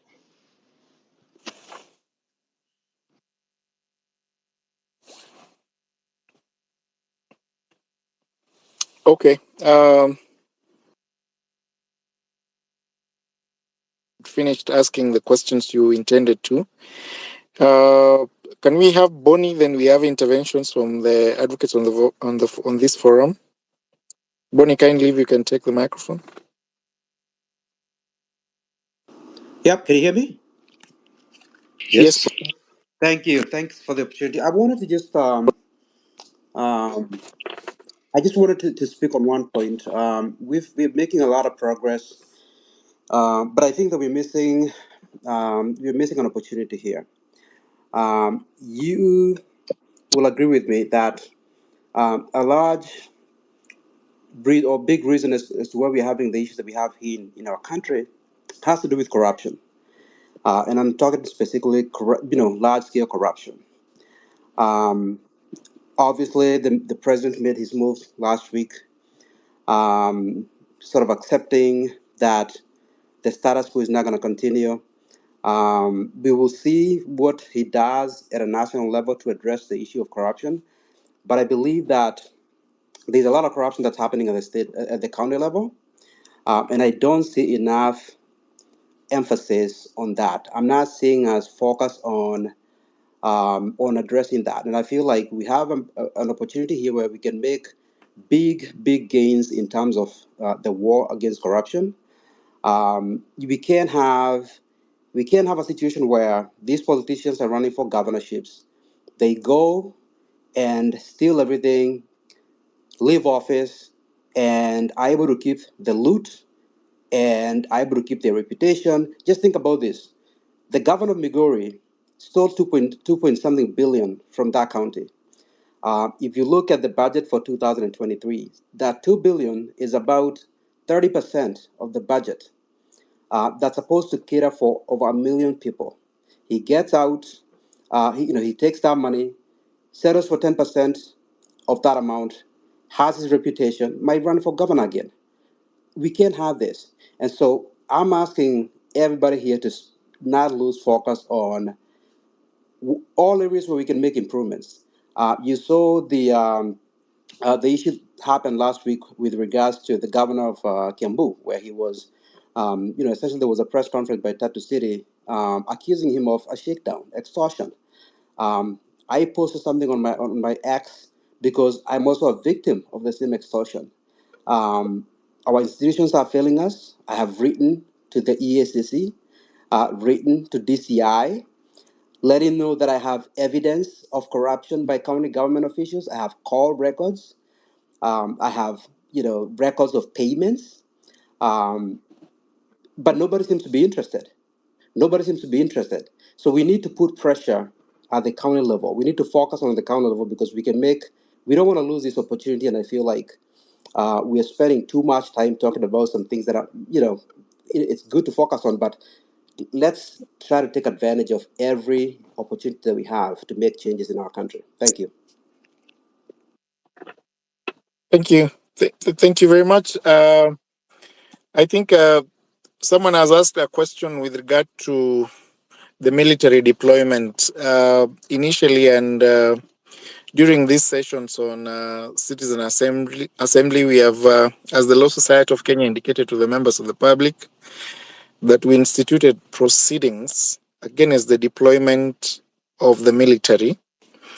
And of course, some of you are privy to the orders that were issued by Honorable Justice Mugambi. We are serious in ensuring that the substantive questions raised in that petition with regard to Article 241 read together with Article 58 are properly determined by the court to give guidance going forward. I don't think the Gazette notice issued by the former Cabinet Secretary, I hope I'll be proper by indicating that he's a former Cabinet Secretary, pursuant to the directions of the President, that he no longer sits in that docket. Indeed, a former. We challenge the same. Yes, thank you. We indeed challenge the same, and we are following up closely. As a matter of fact, we are interested in having a 3-judge bench pursuant to the advice of the President of the Law Society of Kenya, Madam Faith Odhiambo, to have a 3-judge bench to determine those substantive questions under Article 241, read together with Article 58 on the questions of deployment of the military and on the question of whether there was an emergency to actually invoke Article 241. We'll be reporting, of course, to the members of the public on the progress of the court case. And I think to answer the question by the person who asked it, I don't think the military will be on our streets for life or for the rest of the period within which this government will be in office, depending on what the court will determine and depending on the prevailing circumstances that lead after this. There is a question that was raised about justice to the victims of Maandamano and whether there is documentation. I want to inform you that indeed we have been documenting every case. And initially when we started this citizen assembly, we indicated that we have been documenting every single case that touches on abduction. And we have been in court on the questions of abduction. We have also been in court on the questions of injuries meted on the members of the public as a result of exercising that fundamental right. We also indicated that we have cases in court on the questions of deaths. And this informs you that we have documentation. And we are continuing and will continue to hold the necessary government entities responsible for giving information and investigating this process, and so that we'll ensure that every person who was injured, abducted, murdered, taken in beyond 24 hours, and any other atrocities under the Constitution are actually someone takes responsibility for that, and so considering that this is an ongoing process, we ask you that you continue finding out the progress of the cases that we have instituted in court, and will not hesitate to report them to the members of the public as to what the court determines. There was a question on corruption and theft of public money, and I think this has been a subject. I think the Law Society has been on the forefront holding the Ethics and Anti-Corruption Court responsible for the cases they institute and the investigations that ought to be done. You remember the president of the Law Society of Kenya, Faith Odhiambo, did a letter when there were withdrawals, particularly with regard to that Migori matter. The Law Society has an entire committee that looks into those cases, and I think in due time we'll be able to inform the members of the public as to the position the Law Society takes and as to whether we'll challenge any further withdrawal of any properly instituted and approved criminal anti-corruption case against any member of the public, and what the position of the Law Society is. If you have evidence, if you have information against a public officer that touches on corruption, I believe there are several avenues. The Office of the Director of Public Prosecution has an avenue. The Ethics and Anti-Corruption Commission has an avenue. And I think if you have written to them, please copy the Law Society of Kenya, because we are able to follow up on those letters that are written to those organizations. It's very important that you notify us, and perhaps in confidence we have shared the Law Society of Kenya toll number. So it's important, if you have evidence against these public officers, just share with the Law Society of Kenya.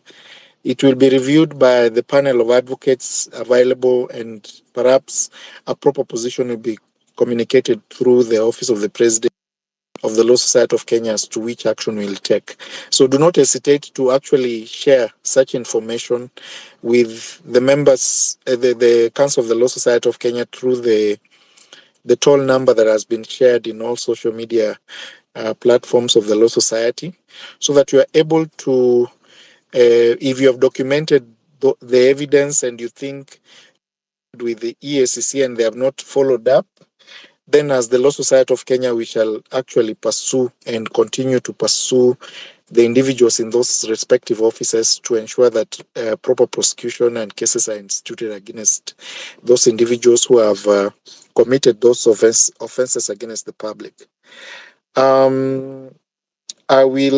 don't know whether J. Brian, can you hear me? J. Brian, if you're not there, Wiara, did you ask your question? Wiara, you have the microphone.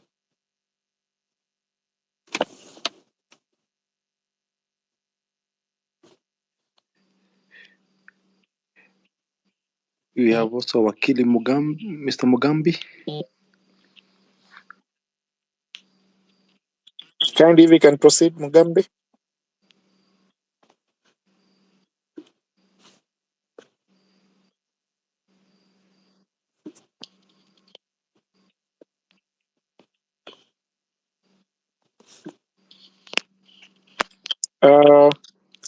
Wiara, kindly proceed. You have the microphone. Mugambi Okay, hi. here. Sorry. You muted me. Okay, Mugambi, Wiara, we can have you after Wakili Mugambi. Thank you very much. You had muted me, so I couldn't activate my microphone. But thank you for the opportunity. And like all the other speakers, I'd like to start by sending my condolences to the families of departed patriots. It was unnecessary, unfortunate, and their deaths will not be in vain. In terms of my contribution, I just want to say a few things. One is to thank Faith, the president, and the Law Society for standing in the gap. I think the image of the Law Society had been damaged quite a lot by previous bickering, and also by the bickering that goes on in the AGMs, so that is what the members of the public are used to. But now I think that has been redeemed, and so congratulations, and keep doing the good work. Related to that, I would like to request if you could publicize details of where we could help raise funds for the Law Society initiatives relating to this public interest litigation. Because, like, personally, I would like to contribute. I have contributed in other forums in relation to the protests and injuries and all of that, but I would also like to support the Law Society initiatives, and I believe there are very many people who would like to do that as well. So if that can be set up, if it doesn't exist, or if it exists, if it can be publicized a little more. Then there was a question on PPPs. I do know a few things about PPPs, but I wouldn't want to make this a seminar on PPPs. But I'd like to just tell the person who asked that question that a PPP is not supposed to be a private affair where, I think it was Nelson, if I'm not wrong. It's not supposed to be a private affair. So if Murkomen and Co have been doing things behind our backs, then that is illegal, because the PPP framework under the law has the same transparency measures, just like any public procurement. And so, whereas the framework is very specific and detailed, the accountability and transparency processes are very much similar to the public procurement ones, which of course everybody will be more or less familiar with here. Then the national flag, I know that was a very interesting question. There's national flag emblems and something act of 1963, which I agree with Wakili Ndegwa needs to be repealed, because carrying the flag is a symbol of patriotism and pride in it, and it shouldn't be an offense to do so. But unfortunately, we have that 1963 law which gave the Minister for Interior or Home Affairs, whichever it is that is normally responsible for those things, to designate the people who can fly the flag. And in our case, I think when we are having this paradigm shift in the country, this is also one of the things that needs to change. In the UK, for instance, where I live, the Prime Minister doesn't have a flag on his car. Ministers don't have flags on their cars. Only the king has a flag on his car, and it is not even the Union Jack. It is the what is the standard, the monarch's standard. So that's what they have on their car. So we've used the flag as a symbol of power and to get our way on the roads and things like that, and I think that needs to stop. Then on the current protests led by Gen Zs, I am very, very proud of Gen Zs, because they've done what we didn't have the courage to do.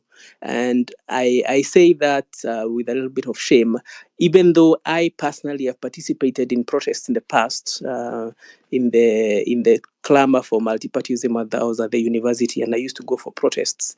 So I did my part, but I think the courage they demonstrated is much more to be admired than what I can say I did myself, or so others do.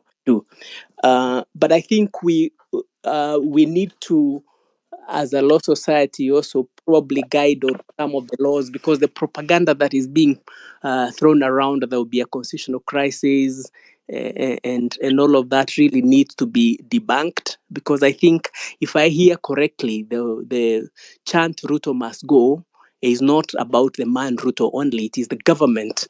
So people saying that Gachagua will become president, I think, are missing the point. And I think the Law Society should probably publish guidance on some of these things. I am a commercial lawyer, not a litigation or constitutional lawyer, so I may not know some of the details into the level that I can advise anybody without appearing like a fool myself. But I think it is important that we do something along the lines that guide people on what the law is. I think the the fear being thrown around that the military will take over and all of that. Those are the things that we need to counter by stating the correct position. And as I understand it, the clamor, first of all, by Gen Z is for the IBC to be reconstituted. And the next thing that happens is the resignation of the government and fresh elections. That's what I understand Gen Zs to be demanding, and I think it is the right thing to do. And I don't think anybody should argue that it is unconstitutional or to create a constitutional crisis, because we the people can exercise the power directly. And if we the people decide we need an election, I don't see that there's anything unconstitutional about that. And when I Luckily, hear, we are losing you. hello, can you hear me? Can you hear me now? Yeah, Yes, we can hear you. yeah, kindly, President. Yeah, Where did you lose me? No, go on, Mr. Mugambi. you're back now. You're back now. So when I hear that there's proposals to have a government of national unity, that's unconstitutional. But nobody has come up to tell those who are saying that we need a government of national unity that is not in the constitution. So you can't say on one hand that having fresh elections is not in the constitution, but on the other one argue that having a government of national unity is perfectly okay. I think, as I said, I didn't want to dominate the call with my ramblings, so I think I'll stop it there for now. And thank you once again for the opportunity, and for everybody who's listening in. I think it is a great sacrifice that everyone is making, and I salute you all. Thank you very much, Mr. Mugambi. Thank you, Wakili And Mugambi, you for those contributions. I think if you go to the Law Society of Kenya page, I think you raised the question as to the contributions towards public interest litigation process that the Law Society is undertaking. Of course, we have a pro bono kitty where we bring in advocates who can be able to represent members of the public. Perhaps that will go a long way. If you can access the Law Society of Kenya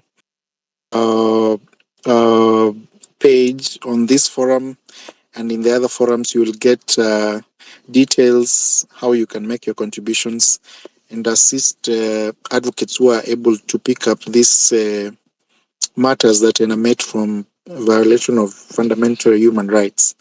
Wiara, you are next. Kindly, if you can raise your questions, and appreciate the advocates who are on this forum, because this is very important and these are collective duty. Perhaps some of the questions being raised will be best addressed by some of you. I know we have a period remaining before the session ends. I will ask the president to be on the standby to give final remarks, but we need several questions perhaps with the time remaining so that we are able to address them even as we go forward. Thank you very much. Wiara, if you have the mic.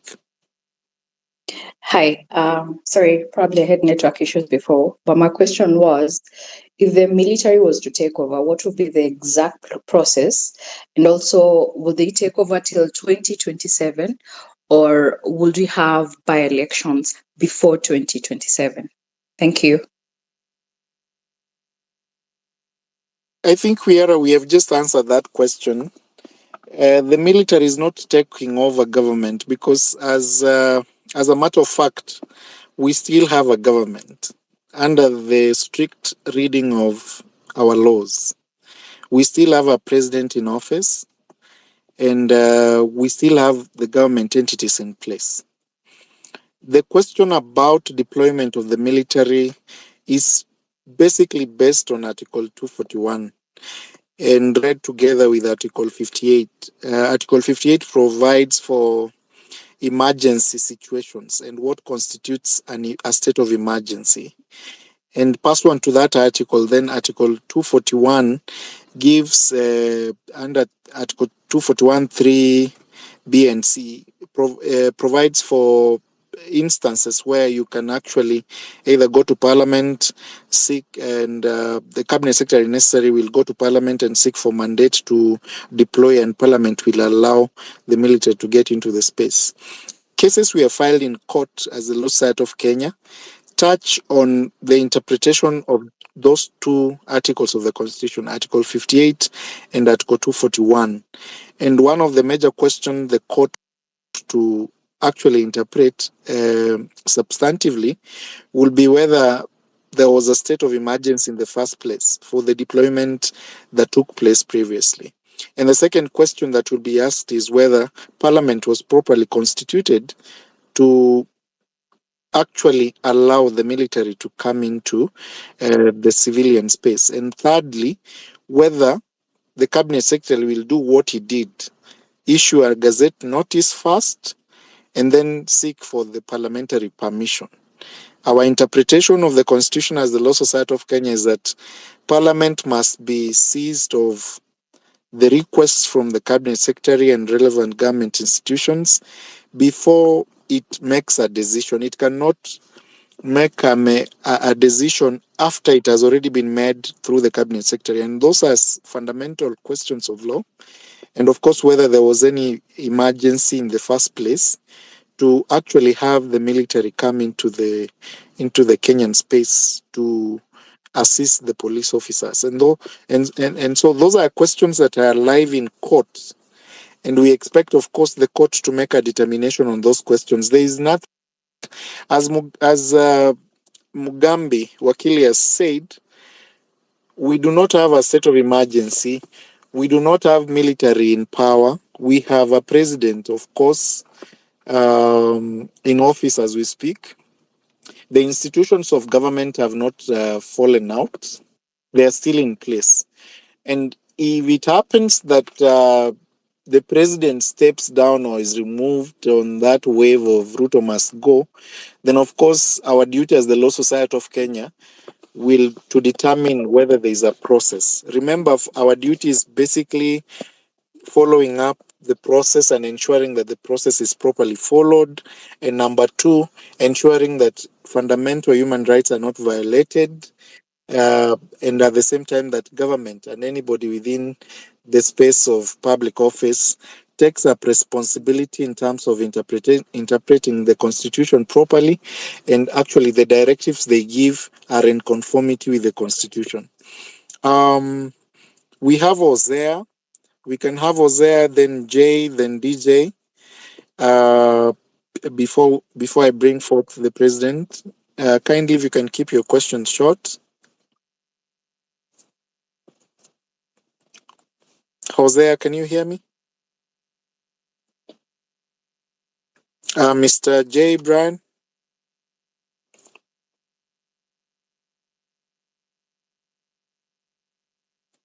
DJ Paul?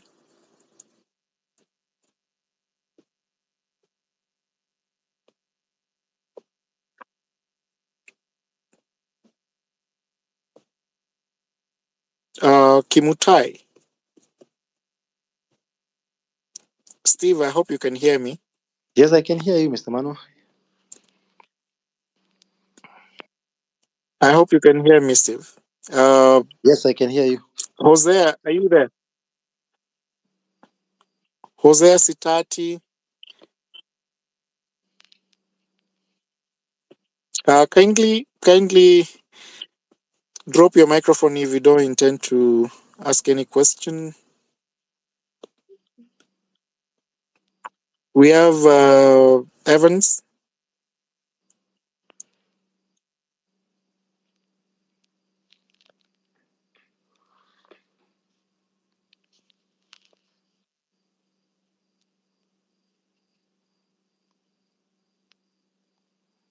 James.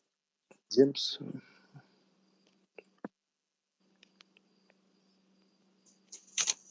Okay. Thank you for this opportunity once again, and thanks for the first two questions that has been answered. But there are questions that have not been answered, and I would like to repeat it again. What steps has LSK taken so far regarding auditing of our national debt, since there was a whistleblower who cited money loudly in the name of loan? If that question can be answered, I may also feel satisfied. Okay. Thanks for that question. I think the Citizen Assembly addressed the question of the auditing of the national debt. And I think if you've been keen enough, you've seen the position of the Law Society with regard to the task force that was created by the President of the Republic of Kenya to actually deal with the question of debt. And I think the position of the LSK was very simple, that Article 229 provides for proper process under the OAG, the Auditor General's Office, to first deal with public debt, not only public debt, but also the expenditures of all the ministries and public offices. And we indicated clearly that these duties given to the Auditor General cannot be taken away by a task force through a presidential executive order.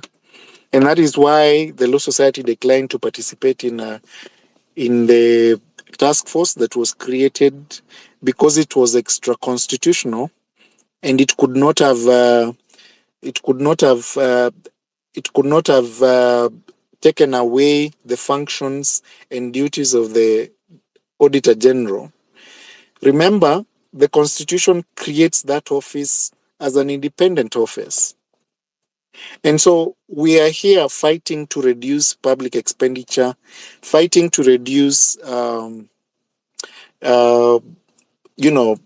loss of public funds. But the executive is in creating institutions through task forces, through executive orders, which will actually convolute the public debt and also convolute public expenditure. And that's why it was very important that the government, if it's listening and if it's keen, it should engage the institutions provided under the Constitution, and in this case, the Office of the Auditor General, to actually conduct a forensic audit on the public debt and report to the president. Remember, these are some of the offices created under the Constitution which are deemed to be independent. And so the president can only request them to actually conduct the same and report to him, because he is the president of the Republic of Kenya. They have a duty to investigate, they have access, they have resources, they have constitutional and legislative legitimacy to do that work, because that is the purpose of an Auditor General. And so we went to court to challenge the decision to have a task force. And again, we gave an advisory through the letter that the President of the Law Society of Kenya gave, that kindly follow the process under Article 229 of the Constitution of Kenya with regard to the question of audit of public finance, public debt, and you have an entity that is paid by the taxpayer to conduct these audits. And remember, we indicated that the Auditor General publishes all audits from parastatals, government entities, universities, and any government entity that actually spends public money in their website. The members of the public can access these reports and be able to understand and know how their counties spent the money that is allocated to them, how their respective the spend the money, how ministries and the resources that are put on that are actually they are supposed to spend, and whether they actually use the money allocated to them as per the previous budget towards the projects and activities that such monies were actually put forth under the budget to deal with. And so I hope I've answered. Okay. I think it's good to there. Thank you very much. No, if Jay, if you can take over the microphone, then we can have two other questions before I bring forth the president of the Law Society. Jay, are you there?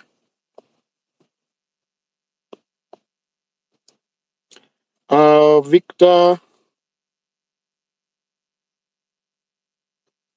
Victor.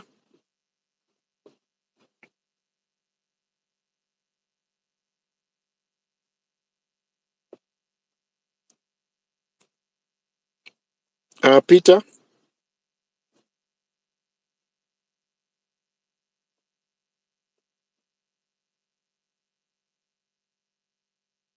Bonnie, you still have a question?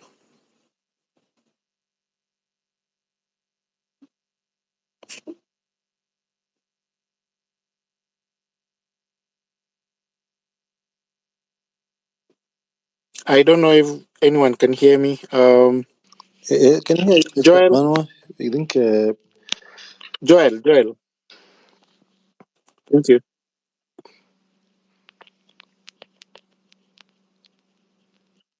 Joel, you have the microphone.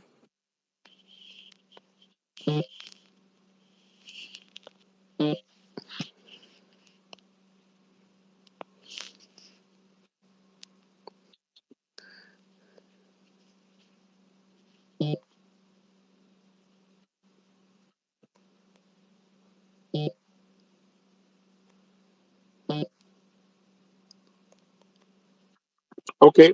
I think if cancer. we can't hear. Okay. Good How's evening. cancer? Hello, good evening. I wanted to ask a question because I've been following up on cancer issues, and the management was suspended post COVID-19 scandal.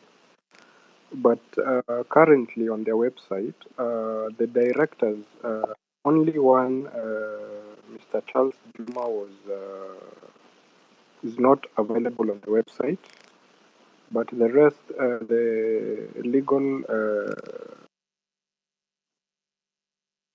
and a couple others are still on. I think they are still on duty, but they were recommended for investigations. So I'm not sure why they are still on.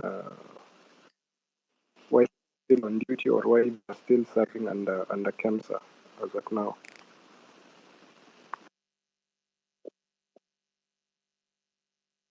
Thank you. Thank you for that. PLO, are you there?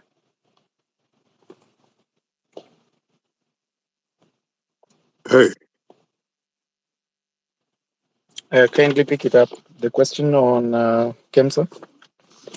I think I had lost him towards the end, so kindly, if he could just do a recap of the question.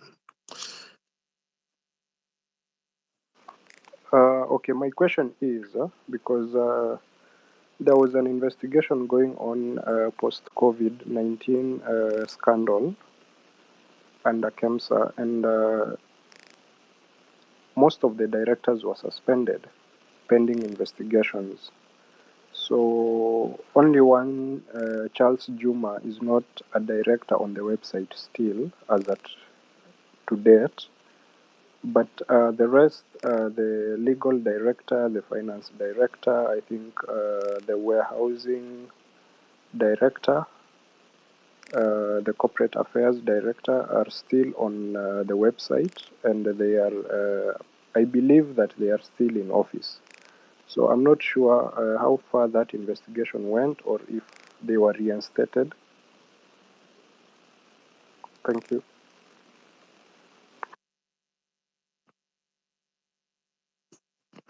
Okay. From the starting point of being reinstated or lack thereof, I think I only saw one particular appointment that was made from those that were indicted at KEMSA, and the person was given a different responsibility. However, Parliament had actually the standing committee on health, I do remember for Senate, had launched a an inquiry into the alleged irregular the procurement of long-lasting insecticide-treated nets at Kemsa, part of the procurement irregularities that were there. This report was tabled on 8th, if I remember correctly, 8th of May 2024. It was approved for tabling at the Senate. So I think the case has not been substantively solved, and even if they were not substantively reinstated, then of course you expect, as one of the indictees was given a different position to serve elsewhere, will only mean that our commitment to exactly fighting, our intentions as a country and the executive to begin with, not just KEMSA, but the different parastatals, that have fallen short of grace when it comes to accountability on corruption, and the president has still gone ahead to deploy them elsewhere, or to even appoint them to serve substantively in different positions. So the KEMSA story isn't a different one, but I think at the end of the day, like I earlier said, what Dr. Martin Luther King said, the fact the arc of justice, may take too long to bend. Ultimately, it will bend, and what we need to see is the action and not the empty rhetorics, on the act of fighting corruption that the president, has been saying all along. And at the end of the day, the people who have been indicted, the COVID, billionaires have never been brought to book to date. So with that, I think our role as LSK will still be to check on the progress made on the fight against corruption, what has been done, what has not been done, and push to have accountability, that public funds may actually be safeguarded, that the public may have, or to win the trust at the judiciary, and just give them a vote of confidence when it comes to keeping such people in check. But this fight may not be, won alone as LSK. In the Office of the Director of Public Prosecution, the Ethics and Anti-Corruption Commission, all these law enforcement agencies have to work, hand in hand together to ensure that at the end of the day, because right now I think the public trust is waning when it comes to the fight against corruption, and that is what we are striving to bring back. So back to you, Manuel. Thank you. Thank you very much. Kindly allow me to bring the president. This session was supposed to end 8 minutes ago, but this session was on Article 37 of the Constitution. If you intend to participate in a public protest, kindly remain peaceful. And I think if you access the Law Society of Kenya pages, you will see the guidelines on protests. Do not be armed, and do not destroy, other people's vehicles or harm other non-protesters. Remember that the exercise of the right to demonstrate is an individual decision. If someone else or a motorist is using the road that you are protesting, kindly allow them to exercise their right to move around. Do not assault or harm members of the press. Do not restrict the movement of traffic and other road users. Stick to zoned areas of protests.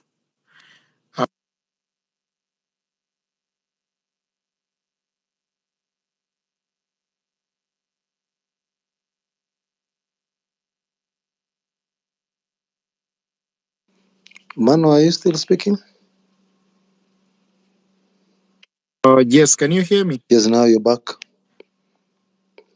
Yes, thank you. I'm saying that the members of the public can be able to access the guidelines that the Law Society has given on the questions of demonstrations.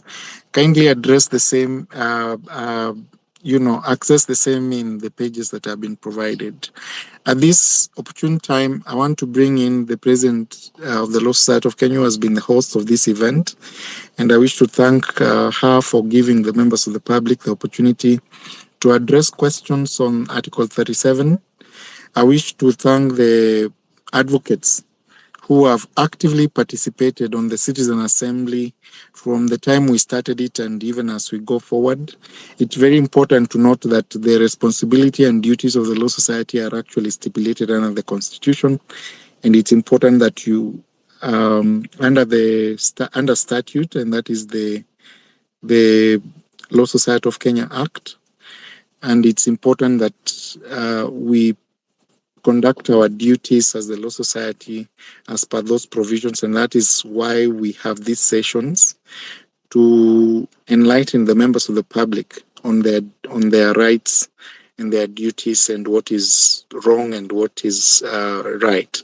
Madam President, are you there? Yes, so I want to just say thank you, Manwa and Steve, for co-hosting, and all the other lawyers who came in to just support. I want to say that we will continue the Citizens Assembly and we'll have other topical issues that we can discuss with regards to also us holding accountable the different offices. I've noted some of your questions on how can we change the constitution, talking about reduction of the wage bill, and people also looking critical even on the Appropriations Act that has now come to pass. But I'd also say being an active or a proactive citizen is quite important, even not only at the national government level, but at the county level, because these are the institutions that are supposed to help bring developmental changes. As also being watchful with regards to how the public funds are utilized, not only by the counties and the national government, but also your members of parliament and women representatives that receive money that ought to be channeled to the right places, that we can ensure we change the systems in our country to enable a majority to benefit, that we can assure ourselves that as a nation we're taking care of the future with regards to education and healthcare services, which will encompass a broader majority of the people of Kenya. I'd want to say we thank you for joining the Citizens Assembly. We'll be notifying you if we'll have one on Friday, and if you have one in between, we'll let you know and the topics that we'll be discussing. Stay safe and God bless. God bless you too. Have a good one. Thank you, Madam President. Have a good one, everyone. Thanks, Rice. Good evening.